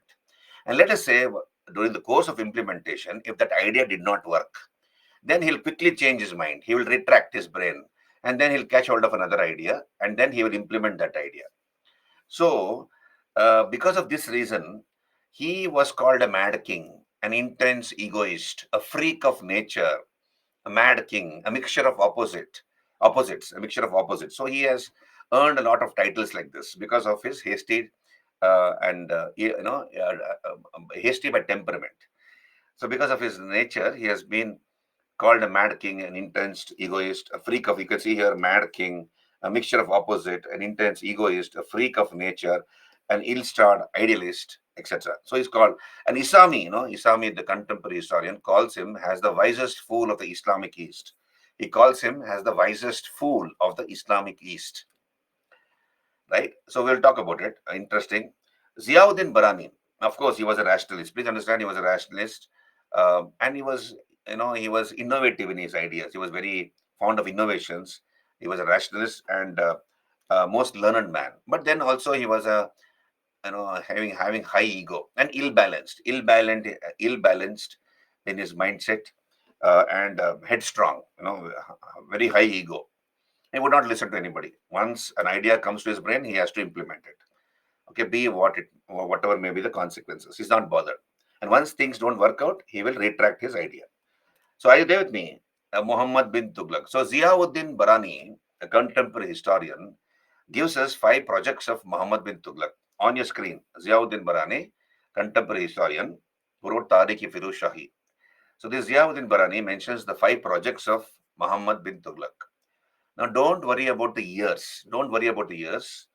Remember the sequence of the projects.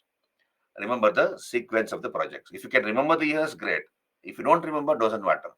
The sequence of the projects are important. First of all, transfer of capital from Delhi to Devagiri. First project, implemented by Muhammad bin Tughlaq. Okay, transfer of capital.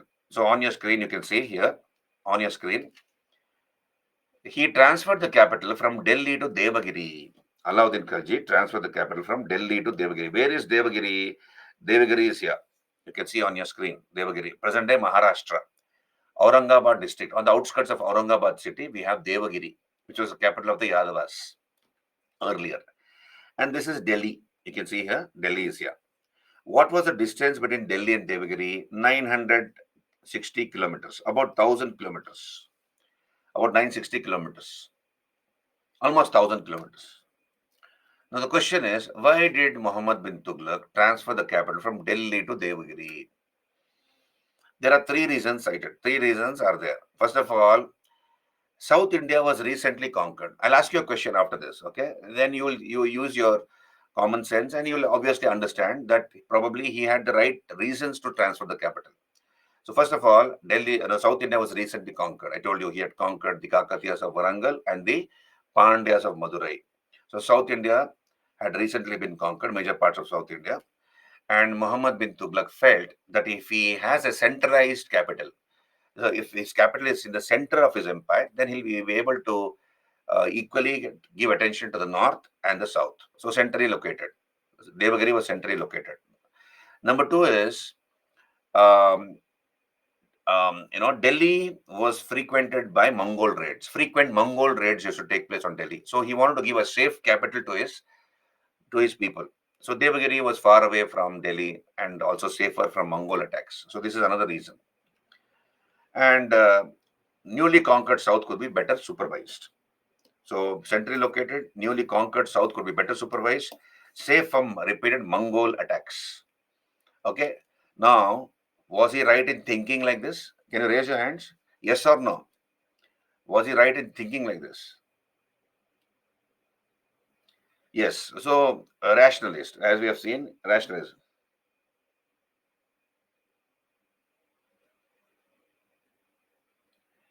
Himali says, I'm sorry to interrupt, but I cannot download PPT of ancient class. One. Yeah, Himali, I have forwarded the mail and I have also told the concerned people about it to follow it up. Okay. So in the break, I'll again follow it up. Now you focus on the class. I'll again follow it up in the break. Okay, 3 o'clock. Well, I'll give you some about 5 minutes break, and then that time I'll follow it up. Okay, Himali. Now focus now on the class. Himali, did you hear me? So don't worry. Okay, so that will be done. So he decided to transfer the capital to Devagiri. So what did he do? What did Muhammad bin Tughlaq do? He ordered the construction of a highway. So he ordered the construction of a highway. So a highway was built, right? Not that, obviously Kacha road, mud roads. So that, wherever, and this highway would pass through shady areas, shady trees. So shady trees were planted also, saplings which would grow quickly. So they were planted, and mostly the highway would pass through shady areas. And in every 8 course, no, every 2 course, almost 8 kilometers, you have a sarai rest house built. Rest house was built so that the weary travelers can take rest, drink water. There'll be fodder for the horses or the cattle, etc. And then he ordered the people of Delhi to march. Not the entire population was asked to march, only the Muslim elites, the sheikhs, the sheikhzadas, the ulemas, the administrative staff, the senior officials of the government. They were ordered to migrate to Devagiri.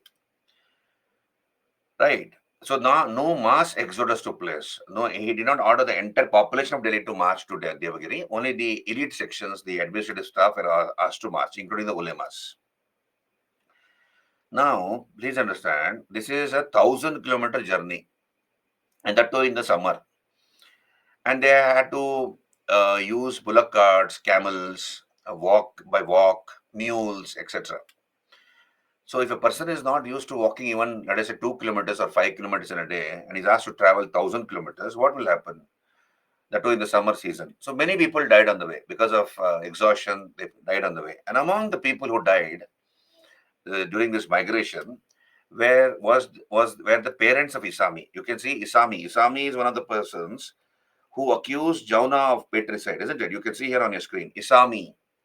Isami's parents died in this migration to Devagiri. So Isami accusing Jauna of patricide, therefore, is not accepted by historians because they say he had a reason, personal grudge against Muhammad bin Tughlaq because he lost his parents in this migration. So historians don't agree to the opinion of Isami. So only nobles, ulema, sheikhs, elite of the city were asked to migrate. No mass exodus took place. Right now, so here many of them reached Devagiri. He had called it Daulatabad. He had renamed Devagiri as Daulatabad. Daulatabad, city of paradise. Daulatabad means city of paradise.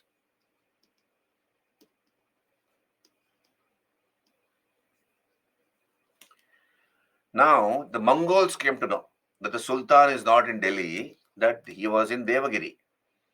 So the Mongols, when they came to know that the Sultan was absent from Delhi, they plundered, they attacked and plundered the border areas and they went back. Border areas of Delhi and they went back. And Muhammad bin Tughlaq also realized that just as he was not able to control the south effectively sitting in the north, he was not able to control the north sitting in the south. So he realized after some time. And moreover, this was a very unpopular decision of his. People were very angry with him. So after 6 years, he changed his mind and ordered the people of Devagiri, whoever had migrated from Delhi, to march back to Delhi. So when he ordered them to march back to Delhi, many people died on the way again. Many people on the way from Devagiri to Delhi died on the way. But many people never went back to Delhi again. They stayed back in the south. You see, among the people who had migrated to the south were architects, no, architects from Delhi, architects, engineers, the ulemas, Sufi saints, painters. All these had come away to South India during this transfer of capital. When they were asked to go back to Delhi, they never went back. They stayed back in Devagiri. or they sought employment in the Bahmani kingdom. Bahmani kingdom was established during the time of Muhammad bin Tughlaq in 1347. We'll come to that in some time. So they sought employment under the Bahmani sultans, these architects, engineers, Sufi saints, etc., enriching the culture of the south, enriching the culture of the Deccan. This is number one. Transfer of capital from Delhi to Devagiri. This is the first experiment which failed, and of course, a lot of money was spent in this effort of transferring the capital to Delhi, from Delhi to Devagiri and back to Delhi. This is number one. Right? Are you there with me? This is the first experiment which failed. Second experiment, increase land revenue in the Doab. Increase land revenue in the Doab. Ganga, Yamuna, Doab. We'll come to that in some time. Can we take a 5 minutes break? Can we take a 5 minutes break and continue? Hello, all of you? We'll meet in 5 minutes. 5 minutes break. 10 minutes. Madhuri wants 10 minutes. Okay, 10 minutes break. We'll meet at 3:40.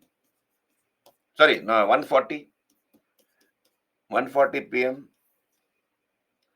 Okay, 1:40 p.m. We'll meet in 10 minutes. Carry on.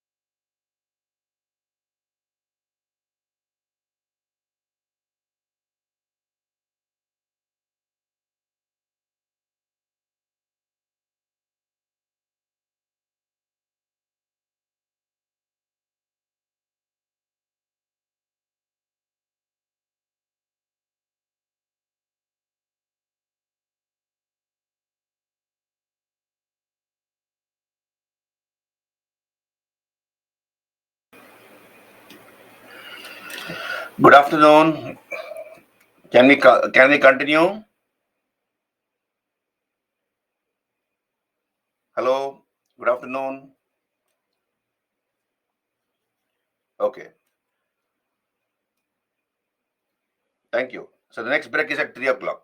We'll go for a break at 3 o'clock for 40 minutes for lunch and come back. Right. We'll continue here. So Ziauddin Barani mentions 5 projects of Muhammad bin Tughlaq. One is a transfer of capital. We have discussed this. Now, second experiment of Muhammad bin Tughlaq was the increased land revenue in the Doab. Increased land revenue in the Doab. Now, what is this increased land revenue in the Doab? So we have the Ganga Yamuna Doab, the fertile belt of land between the Ganga and the Yamuna rivers. Ganga and Yamuna rivers. So Muhammad bin Tughlaq thought uh, that people of the Ganga Yamuna Doab can give 50% land revenue. Why they can give 50% land revenue? Because it's a very fertile area. There's no dearth of water, fertile soil. So 50% land revenue. And after all, Alauddin Khalji had charged 50% land revenue on the entire empire. But here he is only asking 50% on the people of the Ganga Yamuna Doab, charging 50% on the people of the Ganga Yamuna Doab. So it seems fair enough. So he increased land revenue in the Doab to 50%, right? Now, so he ordered this, that people of the Ganga Yamuna Doab should pay 50% land revenue. And then he also imposed 2 additional taxes, Ghari and Chari. Ghari, house tax, ghari and chari, fodder tax. That is on the milk cattle, on the cattle, chari. And this 50% was not on the actuals, but on the estimated income. So what is the meaning of, now look, you understand this. You have something called Jama and Hasil. These are revenue terminologies pertaining to the Mughal Empire. Jama. What is Jama? Estimated income. This is just to make you understand I'm using these words, but these words are in the context of the Mughal Empire. Jama. What is Jama? Jama is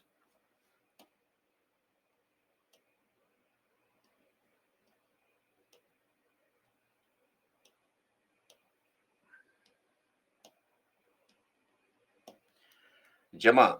Jama is estimated income.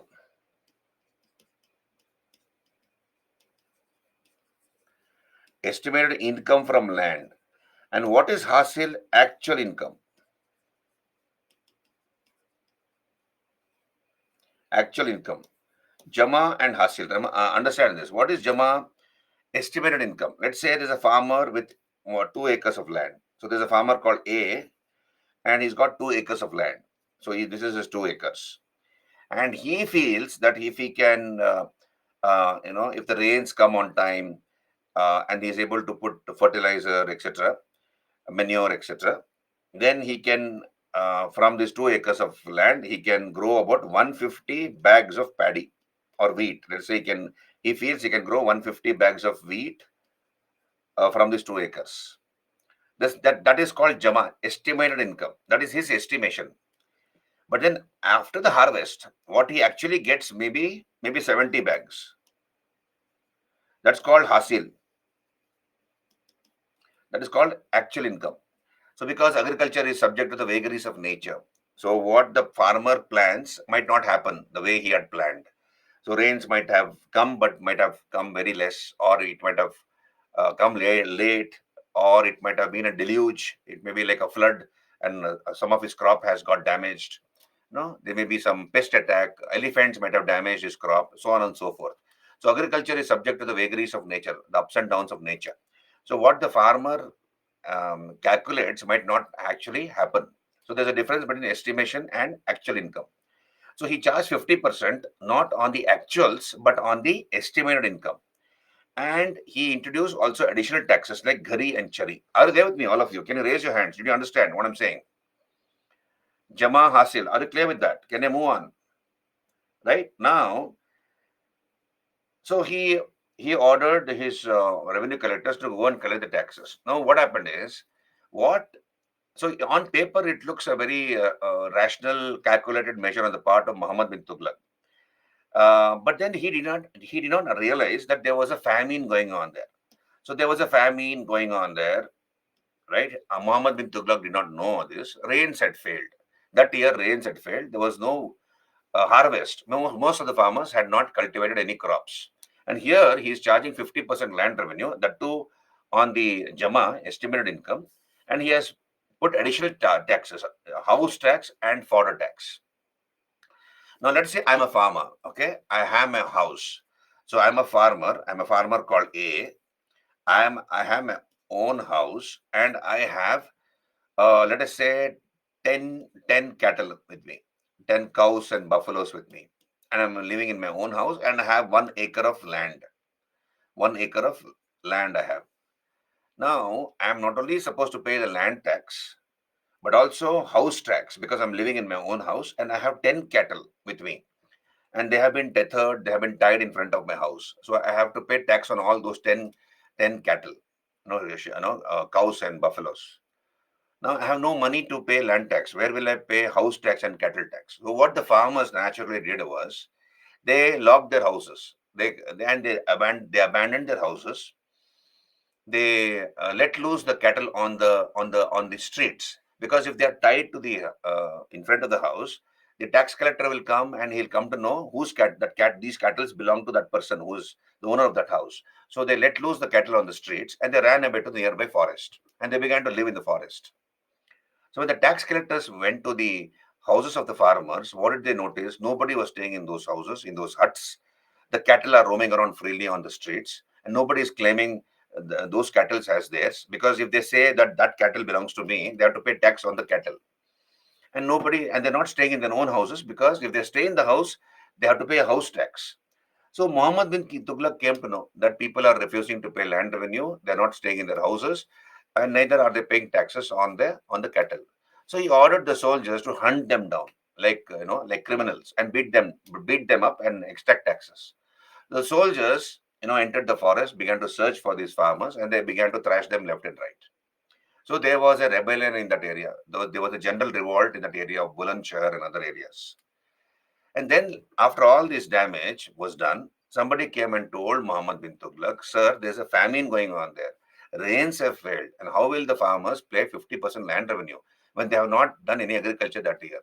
And on top of that, you are asked for ghari and cherry, house tax and fodder tax, cattle tax." So then he realized, oh my God, nobody had told me this. What can I do? It's not my mistake. So he established an agriculture department called Diwani Kohi. Understand this, Diwani Kohi.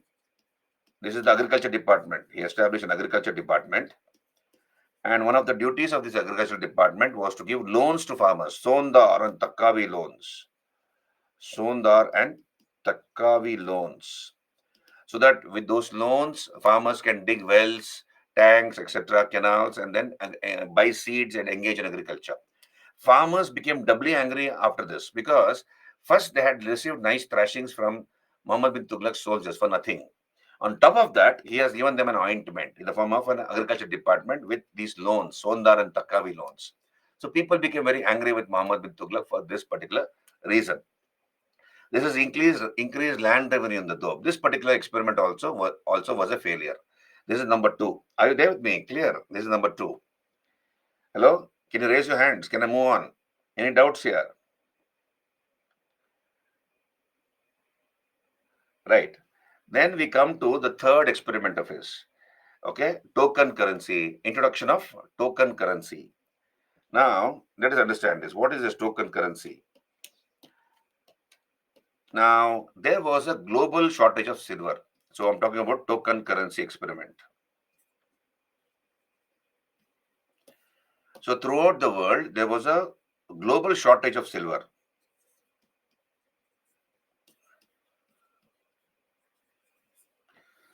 Um, can I just take 1 minute of your time? Um, there seems to be an emergency call. Can I just take 1 minute of your time? I'll come back. Just 1 minute. Yeah.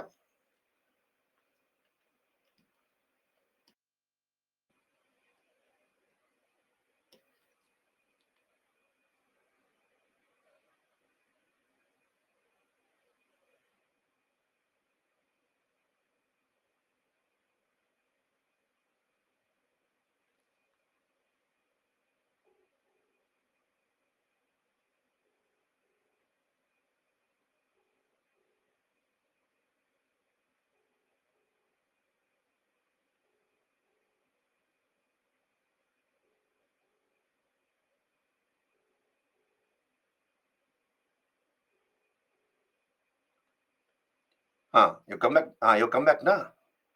Okay, okay, okay. Bye, bye, bye.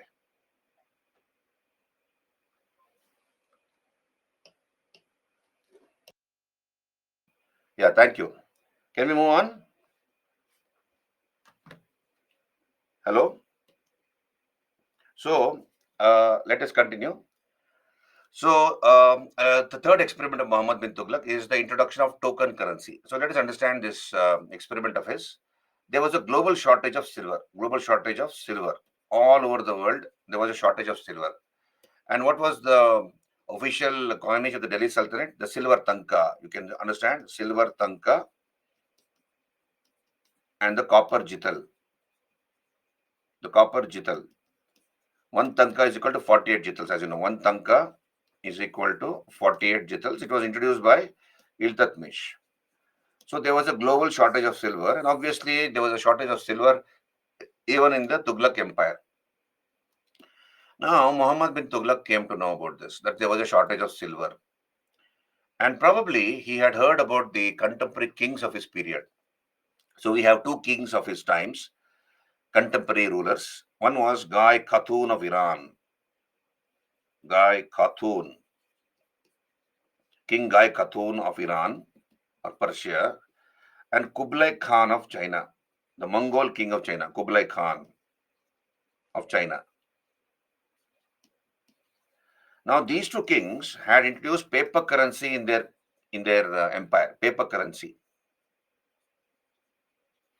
Because of the global shortage of silver, they had introduced paper currency in their countries. And probably Muhammad bin Tughlaq knew about it. So, what did Muhammad bin Tughlaq do? So, he ran his brains. He ran his brains. So, he was far ahead of his times. In his thinking, Muhammad bin Tughlaq was far ahead of his times. Now, look at his brain. He decided to introduce bronze coins. He decided to introduce bronze coins in place of silver coins. And he said that now onwards, bronze coins will be equal in value to that of silver coins. So he introduced bronze coins whose value will be equal to that of silver coins. This was a brilliant idea on the part of the Sultan. And for this experiment of his, he has been called Prince amongst Moneyers. Edward Thomas, a British historian called Edward Thomas, calls him as the prince amongst moneyers. Prince amongst moneyers for this experiment of his. So he introduced bronze coins. So the government of Muhammad bin Tughlaq began to mint bronze coins, and he said that it will be equal in value to that of silver coins. Okay, so it was a brilliant experiment. Now what happened? The people of Muhammad bin Tughlaq's time, the public, the general public, they came to know bronze. This is made of bronze, and bronze, as you know, is an alloy of copper and tin. When you mix copper and tin, you get bronze. So everybody knew about this. Copper and tin is equal to bronze. Everybody had copper vessels in their houses. Everybody during those days had copper vessels in their houses. They brought some tin from the market. Okay, Indians, we are not ordinary fellows. We are jugado fellows. So copper was there in everybody's houses. They brought some tin and they began to melt copper and tin, and they mixed copper and tin and they began to make their own coins. So everybody's house became a mint. Everybody's house became a mint. They're busy making coins. And whatever coins these people made exactly tallied that of the government coins. This counterfeit currency, this counterfeit coin looked exactly like the government coin. So they'll fill up their pockets with these coins, which they have made in their own houses, and they went to the market and they started demanding goods from those coins. And the merchants got confused because they could not know the differentiation between the original coin, the government coin, and the counterfeit coins. So here the merchants not only refused to take the original coins, they also refused to take the duplicate coins. So the wheels of the economy came to a standstill. The wheels of the economy came to a standstill. So here, in other words, we have Gresham's law, which was in Gresham's law, which was in operation. What is Gresham's law? Bad money drives out good money. Bad money drives out good money.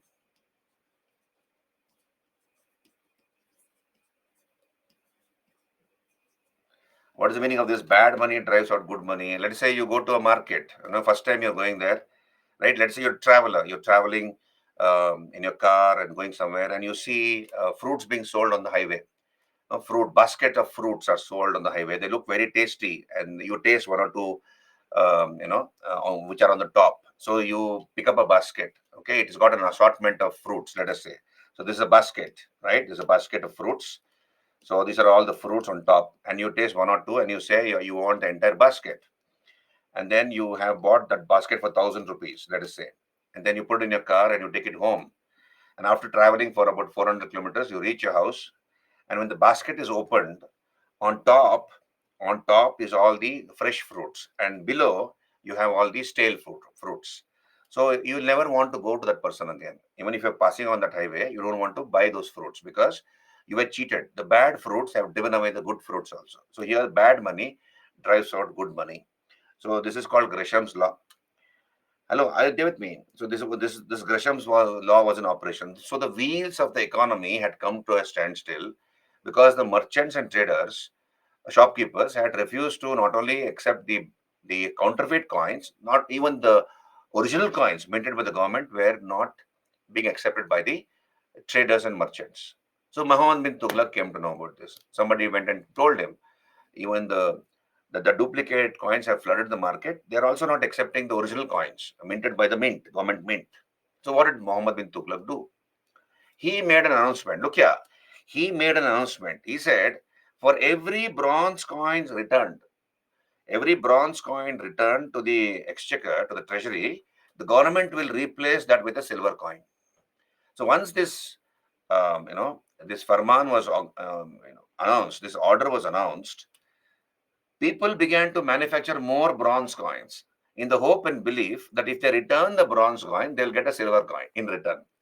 Right? So what happened is the treasury became empty. People began to overnight manufacture more bronze coins. Everybody is doing overtime, minting bronze coins in their houses so that they can take it to the treasury and exchange it for a silver coin, a fresh silver coin. So the treasury almost became empty because of this reason. However, please understand, this experiment failed only because he could not stop the minting of counterfeit coins. If he had the technology to perfect whatever coins he had minted and nobody could duplicate it, then it would have been a brilliant experiment. For this reason, he is called Prince amongst moneyers. He could not stop it only because of the technology which he lacked during those days for preventing counterfeit currency. Did you understand? So this is token coins. Yeah, Nikhil, you're right. Nikhil is right. So token currency. This is the third experiment which failed. So transfer of capital, increase land revenue in the dope, token currency. Next is Khorasan campaign. Understand this. This is pretty funny here. Khorasan campaign. Fourth experiment of his. Now, where is Khorasan? Khorasan is somewhere near Iraq, West Asia, near Iran, Iraq, that area, Central Asia. So some nobles, ministers were in the court of Muhammad bin Tughlaq. They had come from that area, West Asia, Iraq, Khorasan, etc. So one day they came running to him and they told Muhammad bin Tughlaq, sir, why don't you think of conquering Khorasan? Because the political power there has got weakened. The political power there has got weak. There's a weak ruler. The situation is weak. Therefore, you should attack that area and conquer that area. So immediately Muhammad bin Tughlaq bought that idea. He bought that idea. He did not think about where is Khorasan, how far is it, what are the logistical problems of going all the way there and attacking and conquering that area. He never thought about all those things. So he felt very happy that such an advice has been given to him, and therefore he organized a separate army of 3.70 lakh soldiers. He already had a standing army. Apart from that standing army, he organized a separate army of 3.70 lakh soldiers. These soldiers were recruited by Muhammad bin Tughlaq and they were given 1 year advance salary. 1 year advance salary. So this was a separate army organized to attack Khorasan. and they were given 1 year advance salary. And then he told those soldiers and officers, "You be exercising, keep doing your war games, and be war ready. And then once I order you, you're supposed to go to march towards Khorasan." So the soldiers and officers were very happy. They had got a government job. They had got a 1 year advance salary for nothing, and they were obviously very very happy. And they were ready to march towards Khorasan. And nobody knew how far it was. Now, after a few months, after 1 or 2 months, the situation in Khorasan, the Central Asia, changed. A very powerful ruler came to power there. So the political situation had changed, and Muhammad bin Tughlaq came to know about this. So what he did is he disbanded army. He disbanded that army. He told those 3.70 lakh soldiers, "We are not going to go to Khorasan. That program has been cancelled. You can go back home." So these soldiers became very, very angry with him because they lost a government job. They were very happy that they had got a government job. They were also happy that they had got 1 year advance salary, one year advance salary for nothing. But then they had lost their jobs now. So he disbanded that army and asked them to go home. But then what was the impact on the treasury? Obviously, serious impact, because already he had made all those previous experiments had failed, 3 experiments had failed, this also failed.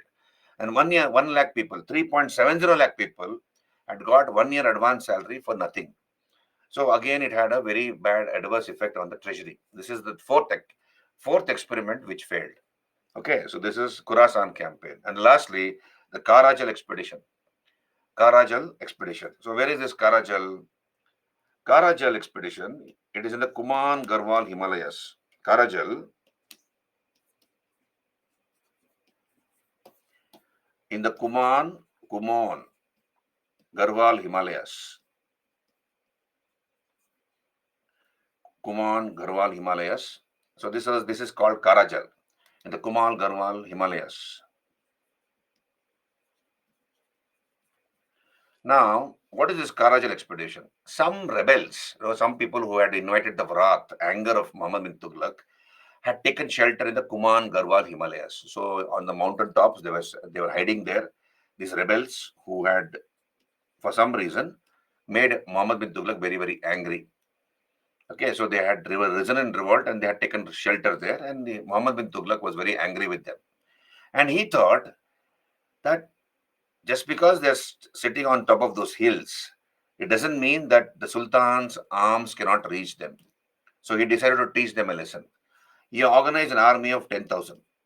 Understand this? He organized an army of 10,000 and he ordered his soldiers, this army of 10,000, to march and capture those rebels or teach them a lesson, kill them or capture them alive and bring them back to him. So the army of Muhammad bin Tughlaq began to climb the Kuman Garhwal Himalayas. And the rebels from top were looking down, the army approaching, climbing the Kuman Garhwal Himalayas.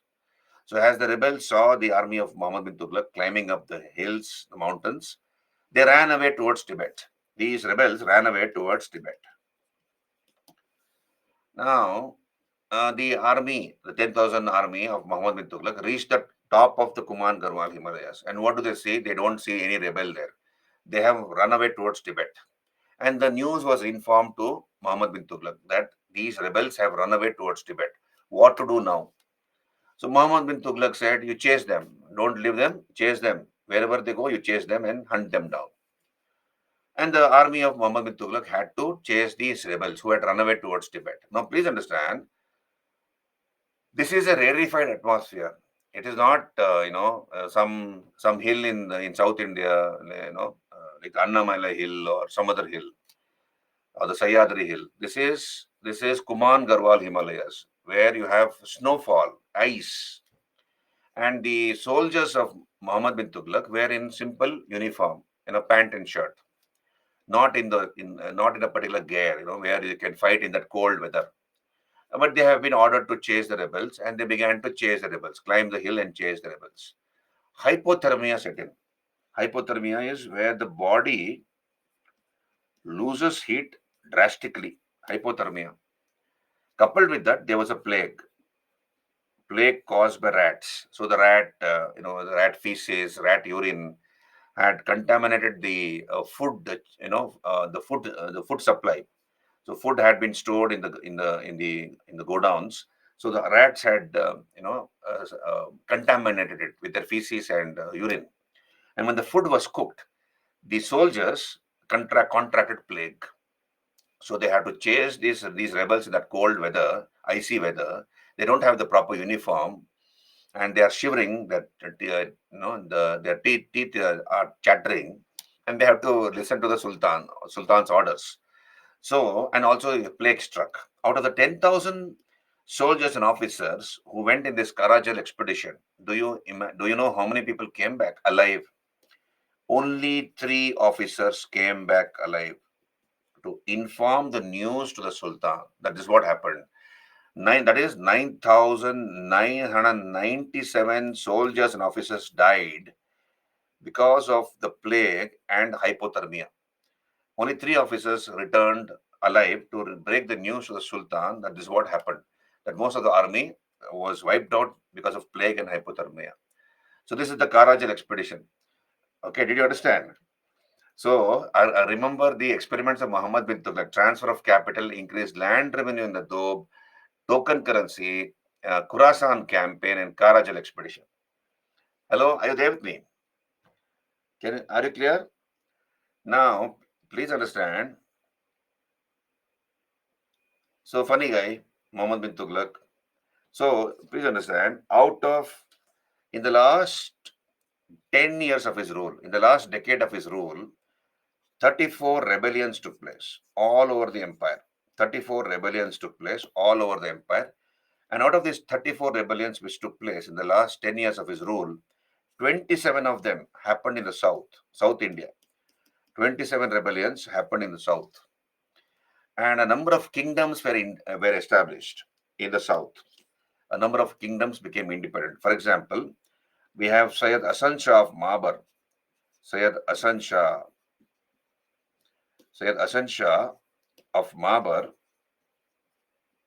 established the Madurai Sultanate, the Sultanate of Madurai in Tamil Nadu, Madurai Sultanate. Syed Hasan Shah of Mabar. This is number one. Number two is in 1336, Harihara and Bukka, two brothers, established the Vijayanagara kingdom. Vijayanagara was established by these two brothers. 1347, another officer under Muhammad bin Tughlaq, his name was Hasan Gangu. He rebelled against Muhammad bin Tughlaq and established the Bahmani kingdom. So what was the capital of Vijayanagara? Hampi in the Bellary district, present-day Bellary district of Karnataka. So Hasan Gangu, one of the officers of Muhammad bin Tughlaq, rebelled against him and established the Bahmani kingdom with Gulbarga as his capital. Gulbarga was the early capital of the Bahmani sultans. So Hasan Gangu took the title Abdul Muzaffar Alauddin Bahman Shah and ascended the throne. So therefore the name Bahmani kingdom. So these are the important kingdoms which were born during the time of Muhammad bin Tughlaq. So rebellions began to take place all over the empire. People were very angry with Muhammad bin Tughlaq because of his grand projects, experiments, because of his hasty and ill-tempered nature. And he began to take the army. He took his army and began to put down those rebellions one after another. One rebel called Thagi, he was from Gujarat, Thagi. So this rebel from Gujarat, he rebelled against Muhammad bin Tughlaq, and Muhammad bin Tughlaq began to chase him. So this Thagi, who was a rebel of Gujarat, ran away into Sindh, which is now in Pakistan. So Sindh is a desert area. He ran away into Sindh, and Muhammad bin Tughlaq began to pursue him. On the way, while pursuing this Thagi, the Sultan, Muhammad bin Tughlaq, died at a place called Thatta. At a place called Thatta, Muhammad bin Tughlaq died. And when people came to know about his death, we have the contemporary historian Ziauddin Barani.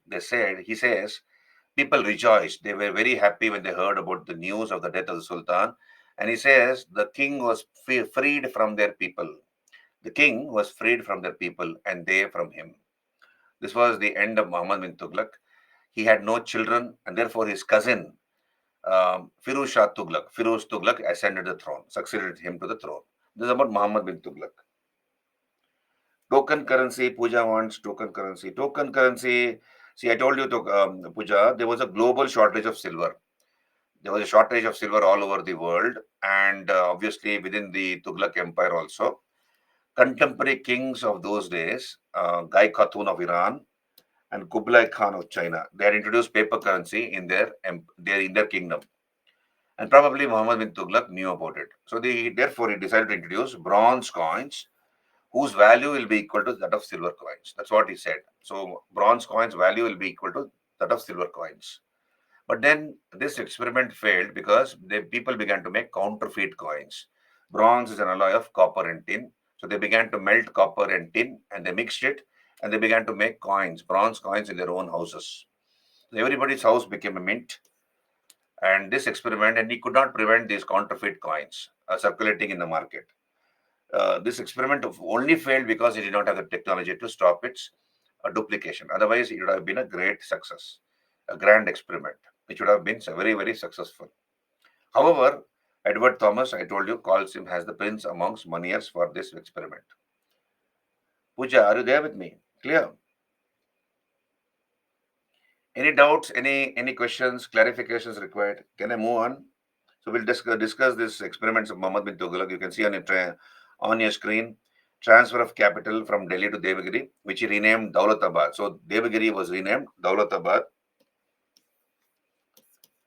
the city of paradise. It was centrally located, newly conquered south could be better supervised, safe from repeated Mongol attacks. So no mass exodus took place. He shifted the capital back to Delhi in 1335 due to strong opposition. Then increased land revenue in the Doab. So in the Ganga Yamuna Doab, he increased the land revenue to 50%, including house tax and grazing tax. Assessment was based on actual produce, that is not on the hasil but on the Jama, standard yield.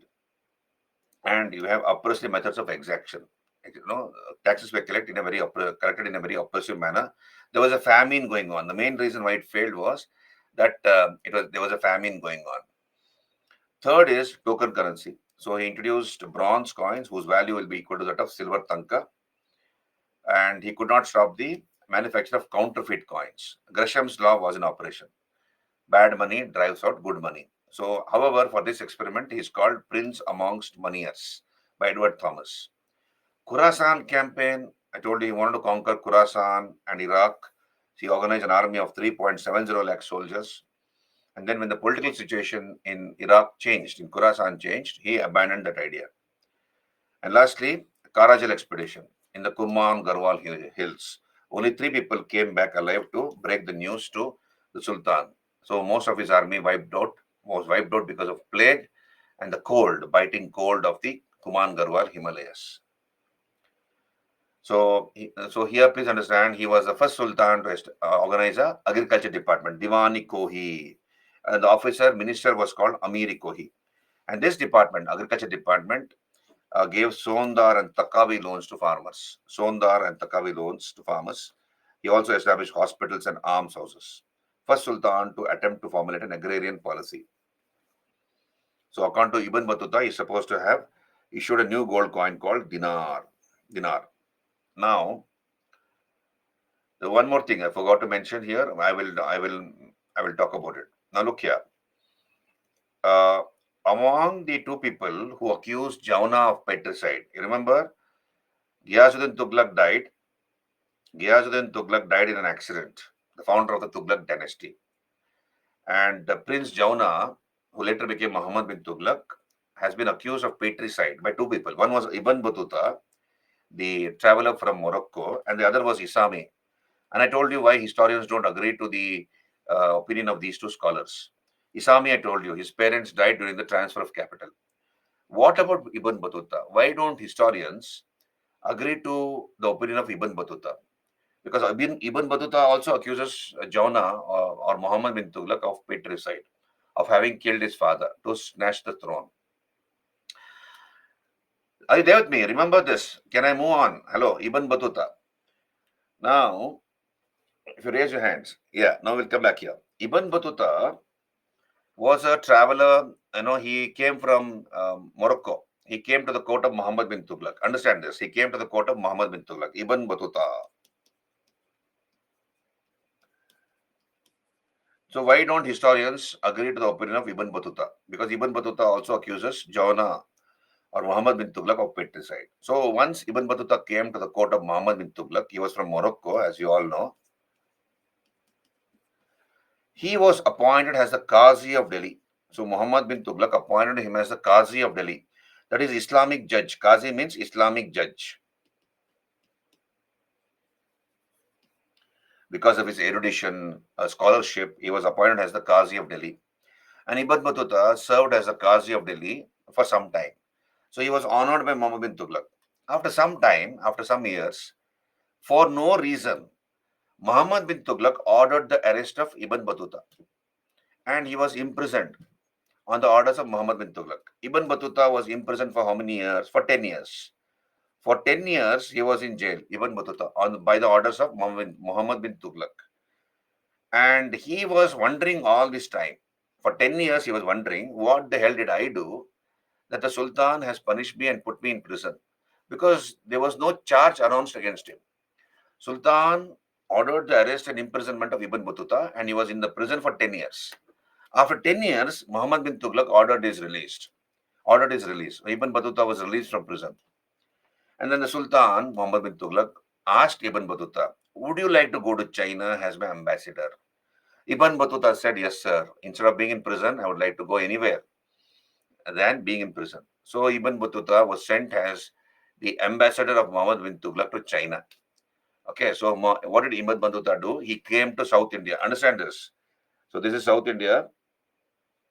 So he comes to South India. He was the first foreign traveler to visit Vijayanagara. Vijayanagara had already been established by two brothers, Harihara and Bukka. So he visited the court of Harihara. Harihara was the king. Among the two brothers, eldest brother became the first king of the Sangama dynasty. So Ibn Battuta visited the court of Harihara. He was the first foreign traveler to visit Vijayanagara. And then by the sea route, he went to Sri Lanka. From Sri Lanka, he went to Indonesia. And from Indonesia to Malaysia. And from Malaysia, he went to China as the ambassador of Muhammad bin Tughlaq. Right? And then from there, from China, he never came back to India. He went directly to Africa, to Morocco. Because what is the guarantee that the Sultan will not put him back in jail for no reason? So he never wanted to take that risk.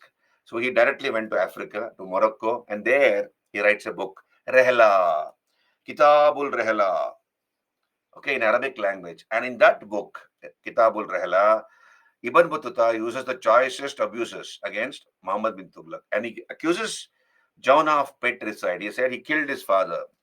Now, historians don't agree to this opinion of Ibn Battuta because he had a reason, a personal grouse against Muhammad bin Tughlaq because he had been imprisoned for 10 years for no reason and he had been punished like that. So, therefore, they don't take the opinion of Ibn Battuta also seriously. Did you understand? Hello, are you there with me?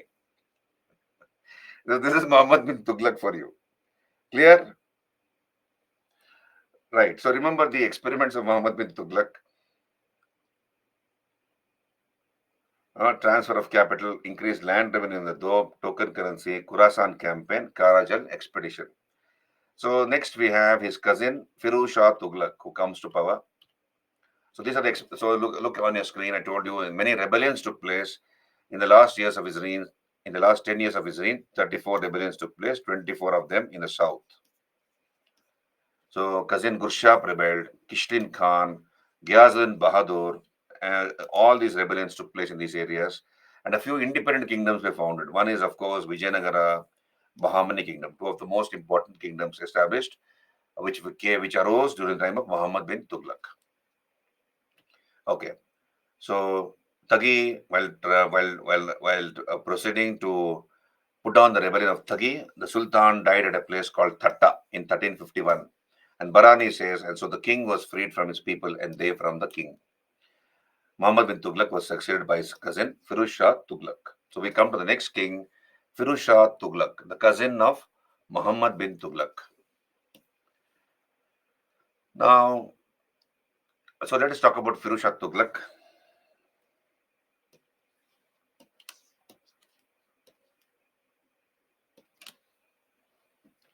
Firuz Tughlaq.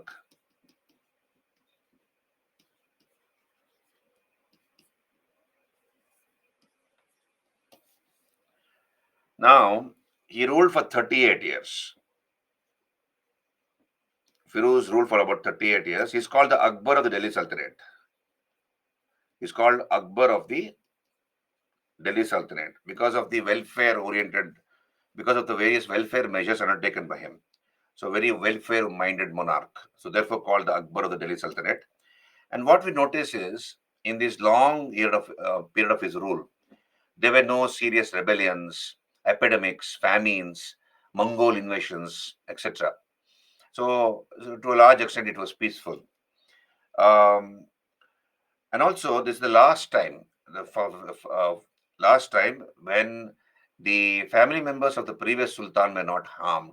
So, whenever a new sultan came to power, and he was not a family member of the previous sultan, what he will do is he'll harm the family member of the previous sultan. Okay, so Firuz never did anything like that. He never harmed the family members of Muhammad bin Tughlaq or any other sultan for that matter.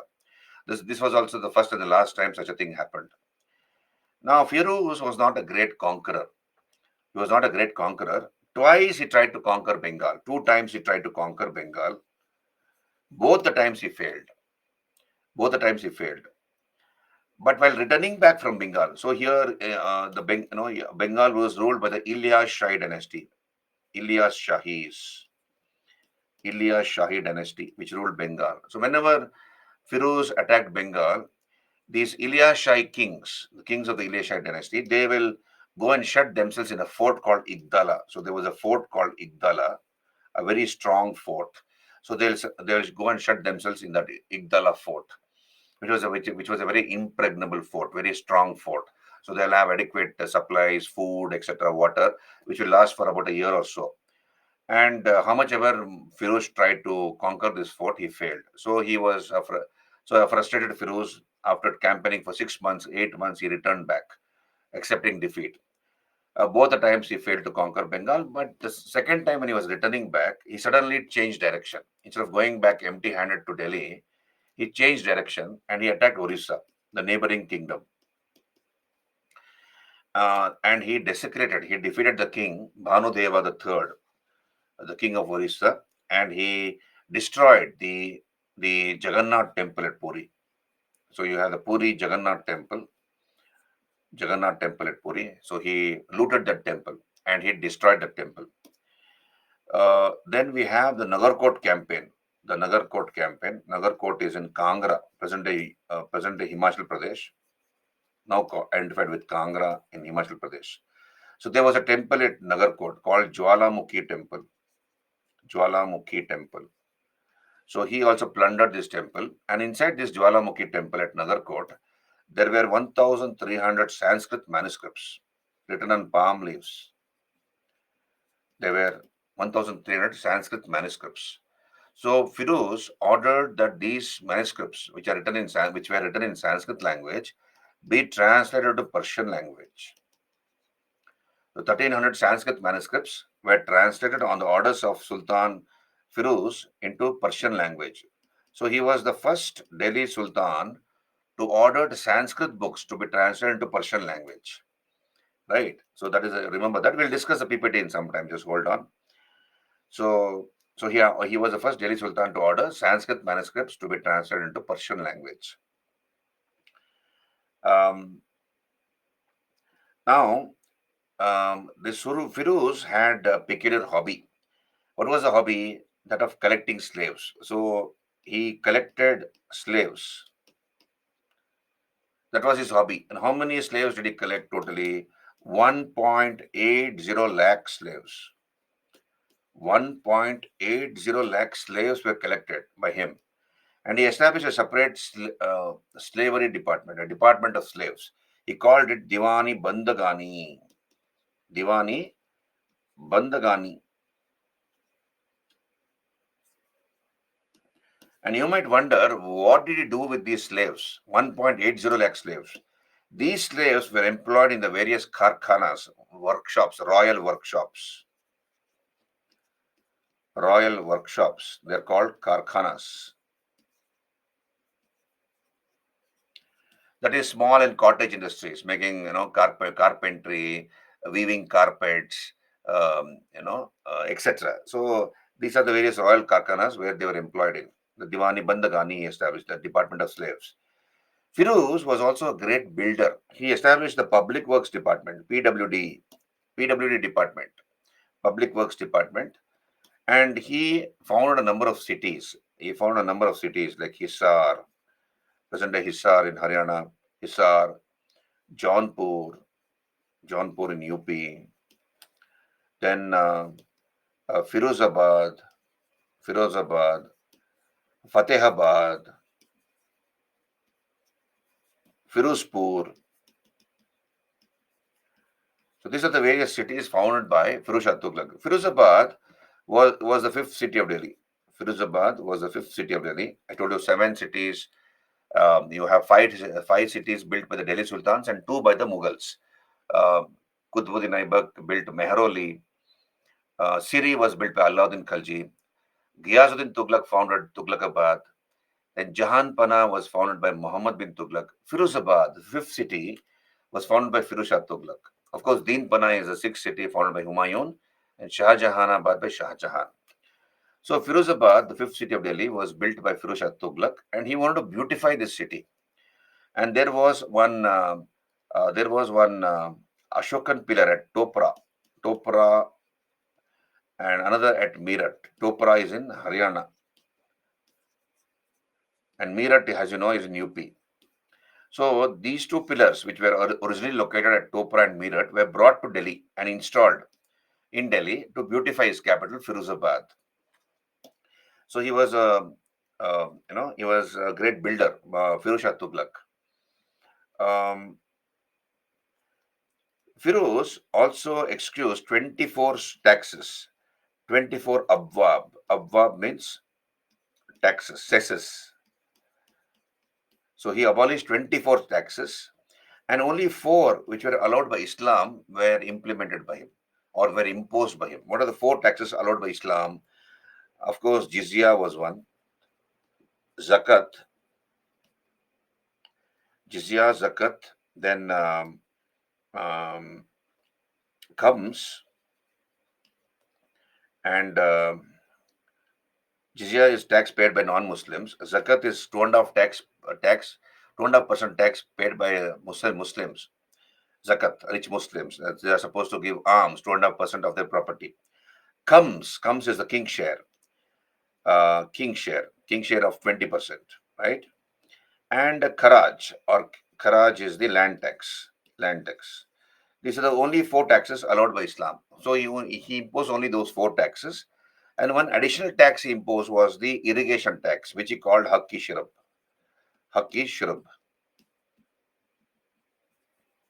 This was the irrigation tax, 10%. This was the only non-Islamic tax imposed by him, 10% irrigation tax. Right. Um, then he also established a welfare department that is called Diwani Khairat.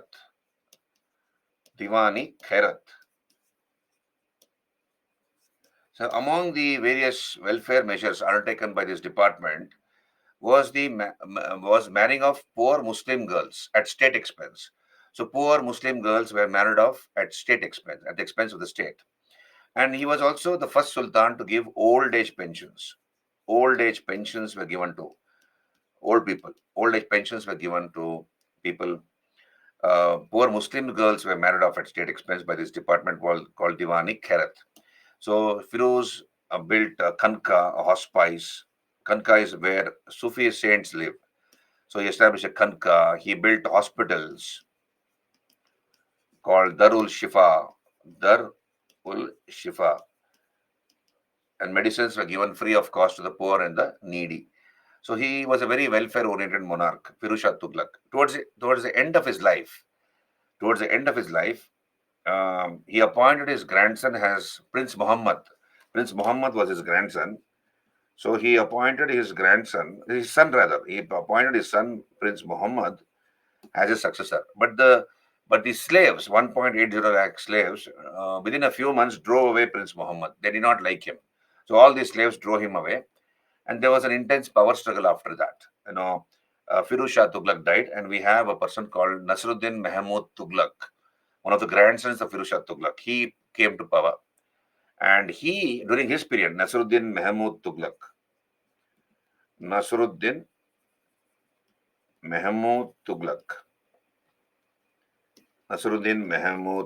During his period, we have the attack of Delhi on Delhi by Timur, 1398.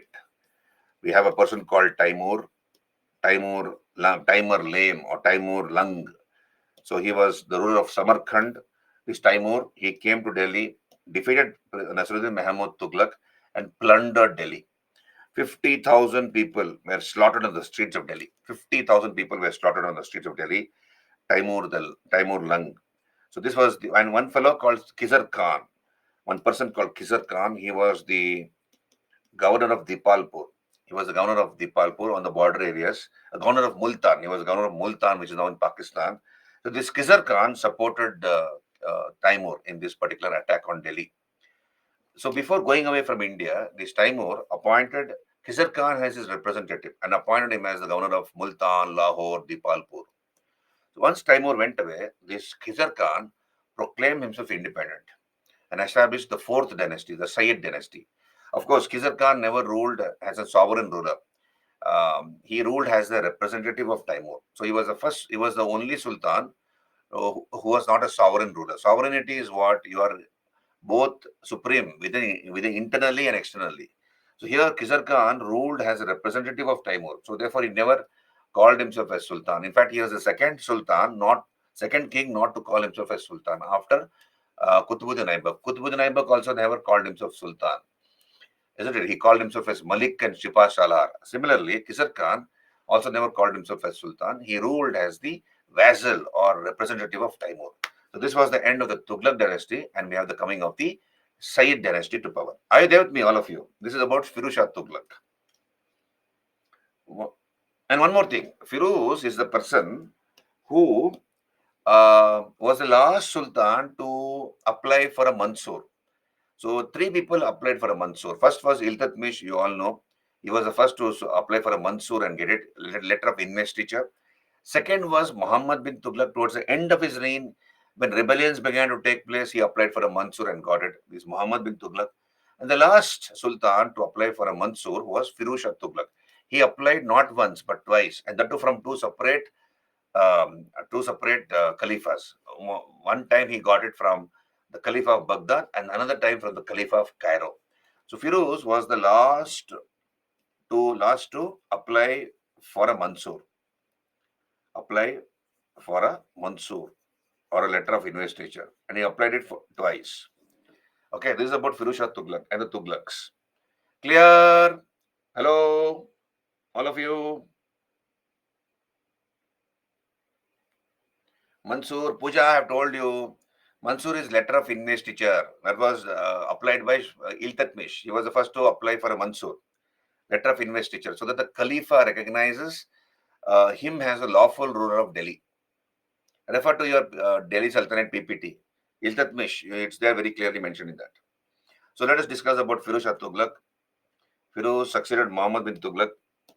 So he ruled for 38 years. We have cheap prices and high wages during his period, security to one and all, absence of famines, epidemics, serious foreign invasions, rebellions, serious internal tensions, bloodshed. First and last time in medieval Indian history, absence of danger to the members of the royal family from the ruling sultan. So he never harmed the family members of the previous sultan. So Firuz, what was the policy? And one more thing, I forgot to mention this. This is very important. You see, Firuz is the person who made Iqtas hereditary. Who introduced Iqta system? Hello, who introduced Iqta system? Class, Iqta system introduced by whom? Very good, Nikhil, Iltutmish. Very good. So, Firuz made Iqtas hereditary.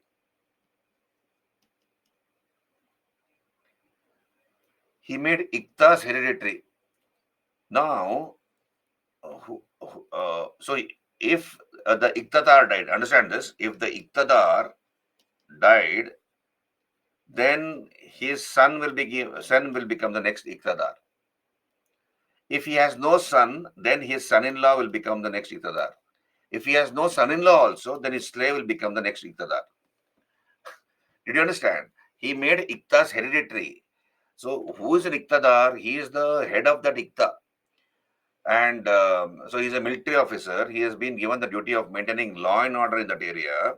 He has got the right to collect land revenue and also act as a judge. So on the basis of ability and merit, some person has become an Iqtadar. He has been appointed as an Iqtadar, head of an Iqta. Now let us say that person died. So Firoz ordered that that Iqta will go to his son automatically. If he has no son, then it will go to his son-in-law. If he has no son-in-law also, it will go to his slave. So he applied the same hereditary principle in the army also. So let us say there's an officer in the army, and this officer dies. He dies. So who is going to be the next officer? His son. His son might have been a carpenter or a barber, but he becomes an officer either way by default. Okay, his son might have been a carpenter or a barber or a painter. He has no experience of warfare, but he becomes automatically an officer in the army. If he has no son, then his son-in-law. If he has no son-in-law, his slave. So what do you think happened to the administration as well as the army? It had a very adverse impact. The efficiency of the army and the administration really was badly affected because of this policy of Firuz Shah Tughlaq. Did you get me that?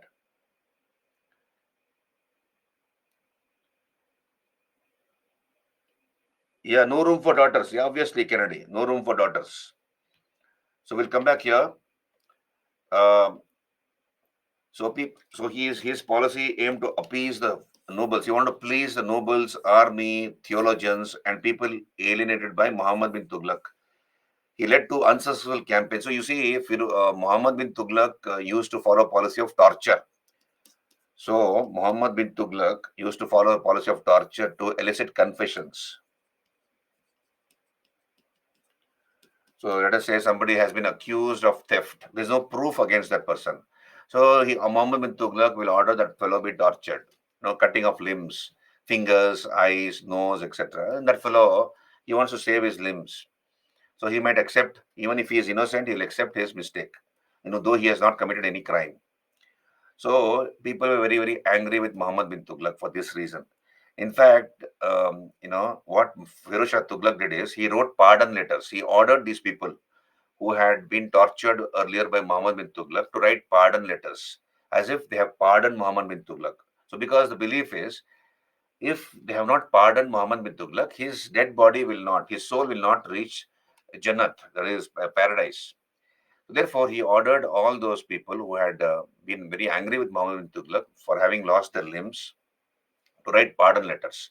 So thousands of people wrote pardon letters that they have pardoned Muhammad bin Tughlaq. He collected all those letters and he buried it next to the grave of Muhammad bin Tughlaq, so that his soul can easily reach Jannat or paradise.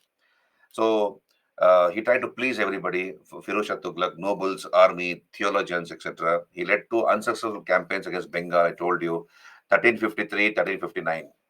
But then, while returning back from Bengal, he suddenly changed direction. He attacked Orissa, Jajnagar, Orissa, defeated the king Bhanudeva III, and desecrated or destroyed the Jagannath temple at Puri. Then he destroyed the Jwalamukhi temple in his Nagarkot campaign. 1300 manuscripts from this temple were translated from Sanskrit into Persian language under the title Dalaili Firuz Shahi. So it came to be called Dalaili Firuz Shahi. So he was the first sultan to get Hindu religious books translated into Persian language. He reformed the penal system by abolishing cruel punishments like cutting of limbs. I told you Muhammad bin Tughlaq used to use tortures to elicit confessions. So he humanized the penal code to a large extent, Firuz Shah Tughlaq. Then he made Iqtas hereditary and he introduced the same hereditary principle in the army. So if a person dies, Iqtadar dies, it goes to his son. If not son, son-in-law. If not son-in-law, slave. So he refused to exempt the Brahmins from the payment of jizya. So he was the first sultan to collect jizya as a separate tax and imposed this on the Brahmins also. If you remember, when I did Arab conquest of Sindh, I told you jizya was collected as part of land tax. That was called Kharaj jizya. Jizya. So it was part of the land tax. Jizya was collected as part of the land tax. Firuz, for the first time, separated the land tax from the jizya and imposed the jizya even on the Brahmins. Arabs had excused the Brahmins from the payment of jizya. Firuz imposed jizya even on the Brahmins. So first Sultan to collect jizya separate from the Karaj land tax. He established the Diwani Bandagani Department of Slaves, collected 1.80 lakh slaves, established 36 karkhanas or workshops, established the Public Works Department. We have seen this. He built all these cities, Hisar, Jaunpur, Fatehabad, Firozpur, Firozabad. And Firozabad is now called Kotla Firuz Shah. Kotla Firuz Shah, Firuz Shah Kotla, as it was called till now, Firozabad. Then he built 5 canals. They're all in the present day region of Haryana. They're all found in the region of Haryana, present day state of Haryana. So Yamuna to Hisar, 150 miles canal, long canal, 150 miles, not a joke. To cut a canal. So Yamuna to Hisar, this was the longest. Yamuna to Firozabad, Ghagra to Firozabad, etc. So he built all these canals, 5 canals. Then 2 pillars from Meerut and Topra were brought to Delhi and to beautify his new capital, Firozabad. He abolished all non-Islamic taxes, almost about 24 of them, and retained only 4. As I told you, Kharaj was a land tax, Zakat was toned off tax on property of Muslims. So Zakat, Muslims are supposed to pay compulsory. It is part of their religion. Muslims are supposed to pay 2.5% tax on their property to poor people in alms, 2.5% of property. So every Muslim is supposed to pay 2.5% of property has alms to be given away in alms. So during Ramzan, Bakrid, you see Muslims giving away alms in cash, on kind, etc. So this is part of the religion. So zakat, 2.5% tax on property of Muslim, jizya tax on Hindus, and comes 1/5 of the booty captured in war. That is a king's share, 20%.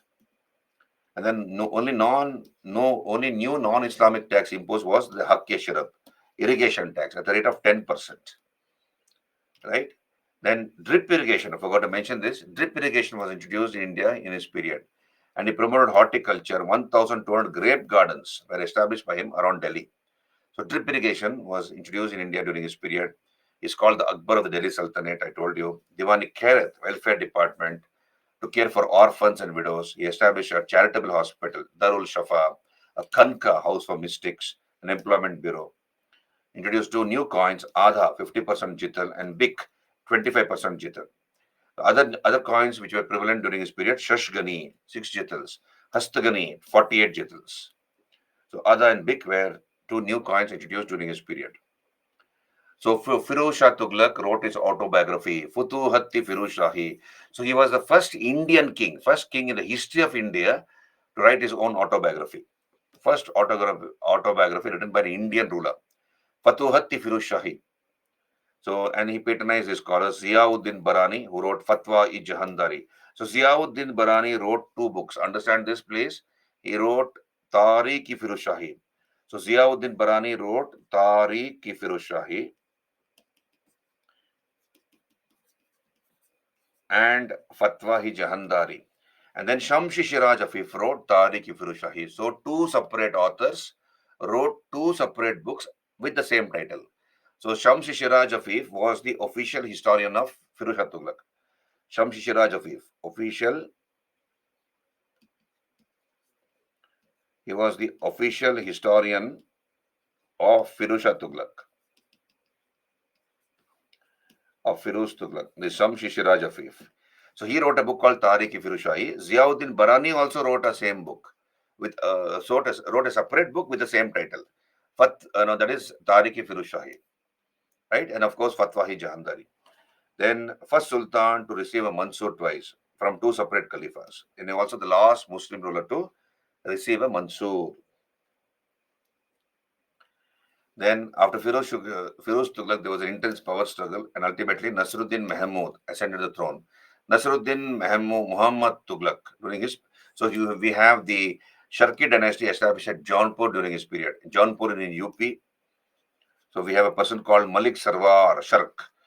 So Malik Sarwar established the Sharki dynasty of Jaunpur during the time of Nasruddin Muhammad Tughlaq. In 1398, we have Timur, the ruler of Samarkand. He invaded Delhi and plundered Delhi, plundered India, and invaded India and plundered Delhi. Almost 50,000 people were slaughtered on the streets of Delhi, and he carried away a huge amount of wealth. Timur, and that shook the Tughlaq dynasty, Tughlaq Empire. So a person called Khizr Khan. So you can see here, this is Timur the Lame. So he was a Langda Admi. No? Langda is a lame person. So he slaughtered 50,000 people on the streets of Delhi, looted and plundered Delhi. And a person called Khizr Khan, he was the governor of the Jagirdar of Multan. He supported Timur in this raid. And before Timur went away, he appointed this Khizr Khan as the governor of Multan, Lahore, and Dipalpur, and as his viceroy at Delhi. So Khizr Khan established the fourth dynasty known as the Sayyid dynasty. Are you clear? This is about the Tughlaqs. So we have covered the slave dynasty or the Ilbari Turks, the Khaljis, and the Tughlaqs. We have two more to do, Sayyids and the Lodhis. Clear?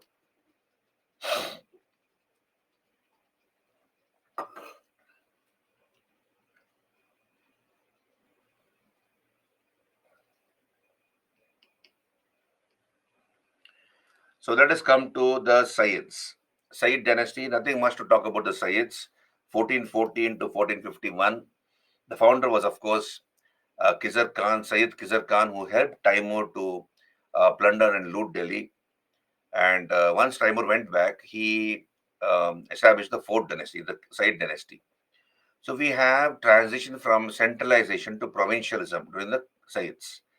Centralization to provincialism. That is, the provinces became very powerful to a large extent, independent from the central authority. That's called regionalism or provincialism in administration.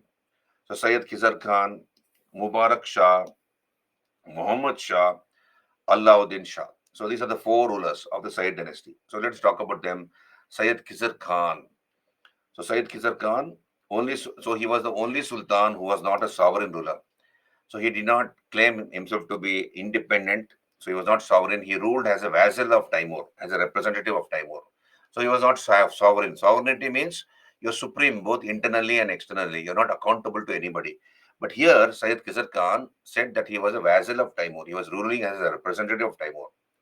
And he was also the second sultan after Qutbuddin Aibak to not take the title of sultan. So he did not assume the title of sultan, right? So and this Khizr Khan, Sayyid Khizr Khan, granted independent powers to the Shikdars, that is the holders of Shik is a district, so that promoted local and regional loyalties.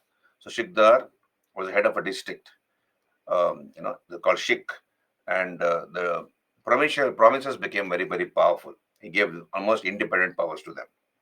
So Sayyid Khizr Khan. Then we have another king, Mubarak Shah, the son of Sayyid Khizr Khan, Mubarak Shah. He called himself as Sultan, and he patronized his scholar Yahya bin Ahmad Sarhindi, who wrote Tariq-i Mubarak Shahi. Tariq-i Mubarak Shahi. Such things you remember, please. Literature topics. Yahya bin Ahmad Sarhindi wrote Tariq-i Mubarak Shahi in praise of Mubarak Shah. And he founded a city called Mubarakabad on the banks of the river Yamuna. But this affected nobles beheaded him. So Mubarak Shah lost his head because nobles who were angry with him beheaded him. Kennedy, why vassal of Timur? Vassal is a feudatory under Timur. He could never claim himself to be independent of Timur. He was subservient to Timur, and he ruled as a representative of Timur. That's why vassal of Timur. Kennedy, did you get me?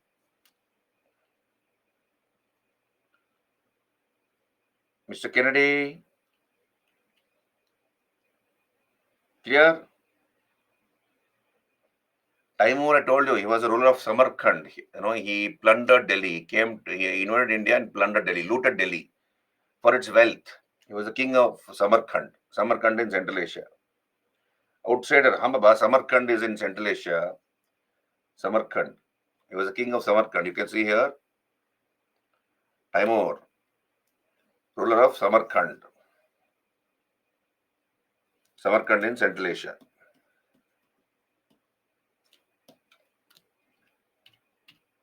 So Mubarak Shah, we have discussed just now. Mubarak Shah founded the city of Mubarakabad, and he was beheaded by nobles who were angry with him. Then we have another king, Muhammad Shah. So when Muhammad Shah Sayyid, he was ruling Delhi, we had the attack on Delhi by the king of Malwa, Mahmud Khalji of Malwa. So Mahmud Khalji of Malwa is somewhere in Madhya Pradesh, very near to Madhya Pradesh, Malwa. So this Mahmud Khalji of Malwa attacked Delhi, and Muhammad Shah, the king, was very sure that he will not be able to defeat Mahmud Khalji of Malwa. So he sought the help of Bahlol Lodi, the governor of Multan. So there was one governor of Multan, which is now in Pakistan. That there was a governor. His name was Bahlol Lodi. So he asked the help of Bahlol Lodi, and Bahlol Lodi responded positively. So he came to the assistance of Sultan Muhammad Shah, and with the help of Bahlol Lodi, this attack of Muhammad Khalji of Malwa was repelled. It was Muhammad Khalji of Malwa attack was repelled. So Muhammad Shah was very, very happy. He gave a title to Bahlol Lodi, Khan-i Khanan, that is Great Khan. He called him Khan-i Khanan or Great Khan. Title given to Bahlol Lodi by Muhammad Shah Sayyid. After Muhammad Shah, we have Alauddin Shah, Alauddin Alam Shah, or Alauddin Shah Alam. He became the Sultan. And by this time, the Sayyid dynasty, the Delhi Sultanate, had shrunk. Drastically, it had shrunk. And contemporary poets used to make fun of the size of the Delhi Sultanate. So, for example, they said, in Persian language, Sultanate Shah Alam, as Dilita Palam. That is, the Lord, Delhi Sultan was called the Lord of the Universe. Understand this satire, Lord of the Universe. Delhi Sultan was called Lord of the Universe. That is, he had such a huge empire, almost as large as that of a universe. So he was called the Lord of the Universe. But then, as I told you, during the Sayyids, during the rule of the Sayyids, the Delhi Sultanate had shrunk to a very small area. So the contemporary poets used to make fun of this Sultan, Alauddin Shah Alam. So they used to say, Sultanate Shah Alam, as Dillita Palam. That is, the Lord of the Universe rules such a huge area from Delhi to Palam. Delhi to Palam. So, as you know, Palam is where the Delhi airport is, right? So, the Lord of the Universe rules from Delhi to Palam. Such a big empire he has. So, that's how they used to make fun of him. Are you there with me? And this Alauddin Shah Alam was not interested in ruling. He wanted to go to his personal estate, Ikta, and take rest there. So he had an estate at Budaun in UP. Budaun in UP, he had a personal estate, a zamindari. So he wanted to go there and live a aram life on his estate. So he abdicated the throne. He gave the throne to Bahlol Lodi. And he retired to his personal estate at Budaun. And Bahlol Lodi allowed him to enjoy his personal estate. So this was the end of the Sayyids and the coming of the Lodis to power. Hello, are you there with me? So that's how the Lodis came to power. So Bahlol Lodi deposed him and founded the Lodi dynasty.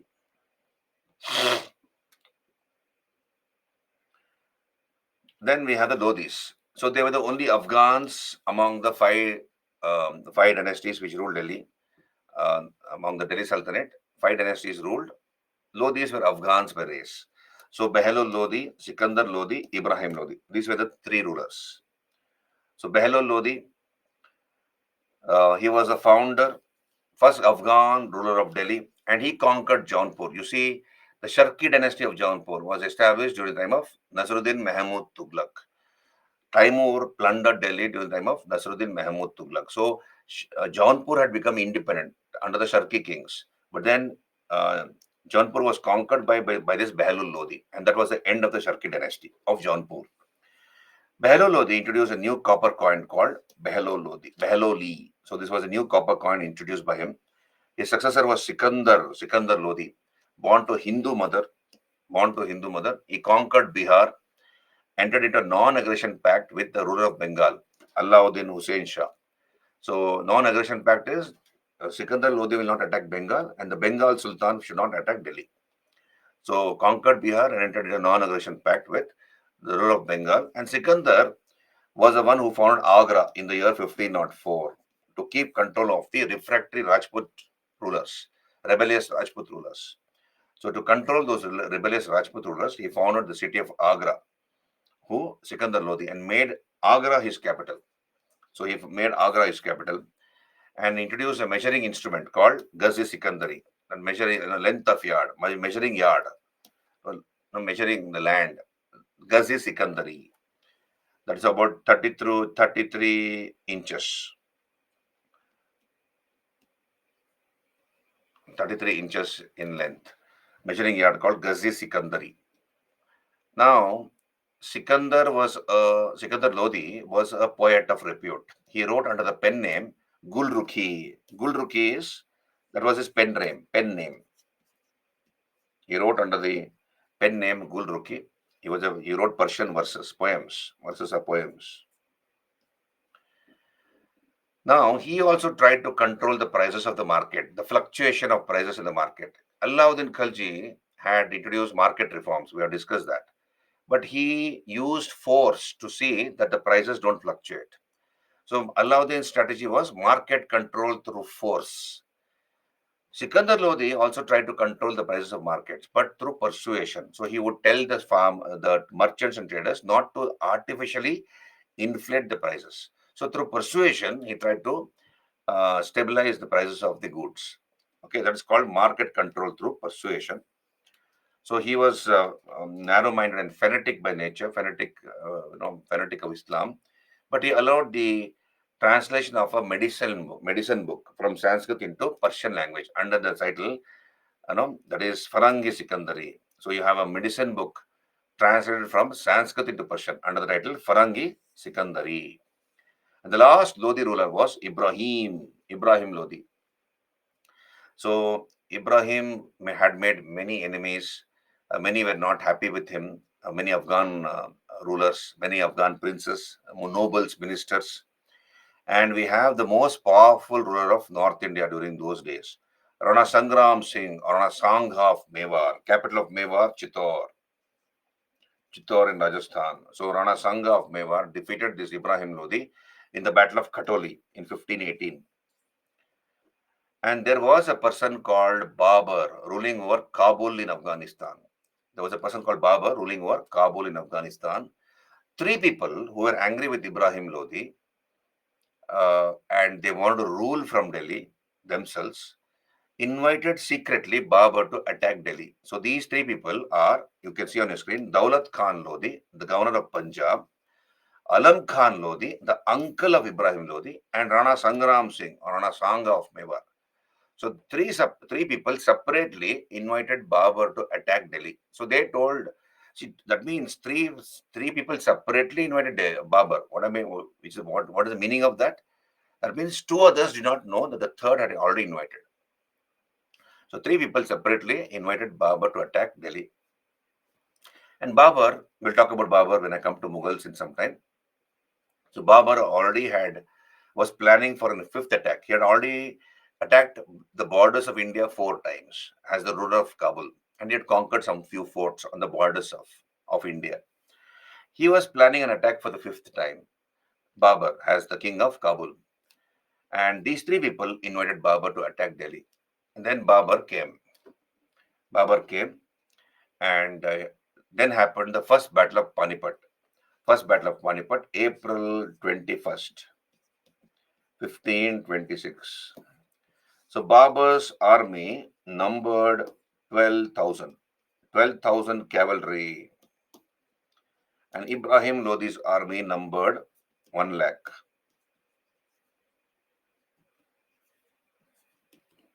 1 lakh strong army, Ibrahim Lodi's army, and Babur's army numbered 12,000 cavalry.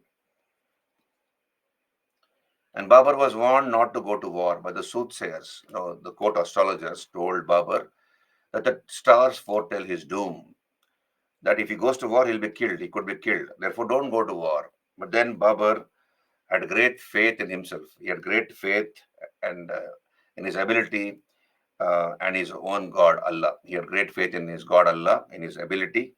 He set aside the counsel of his advisors, the soothsayers and the astrologers, and then he came. And he prepared the battlefield of Panipat for 8 days. Day and night, he and his soldiers worked to a plan which Babur had in his mind. And then happened the first battle of Panipat. and Babur was victorious in this battle. He killed Ibrahim Lodi, and the Delhi army was decimated, and Babur went on to found the Mughal Empire. When I come to Mughal chapter, I'll talk about it.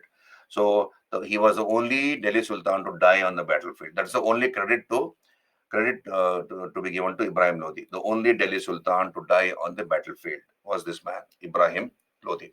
So this was the end of the Delhi Sultanate, and Babur established the Mughal Empire in 1526. Okay, so there are some more things to discuss about this chapter. We have run out of time. I have run out of steam. So we will have a small break, lunch break of 40 minutes. We'll meet at what is time? We'll meet at 13:40. Sorry, 3:40. 3:42. We'll meet at 3:42 p.m. after lunch break. Finish this chapter and go to Mughal Empire. Are you there with me? Can we go for a break, lunch break? Hello? Yeah. So we'll meet at 3:40, 3:42 and come back. So carry on. We'll meet after lunch break. So sharp 3:40, 3:42 we'll meet. I'm logging out.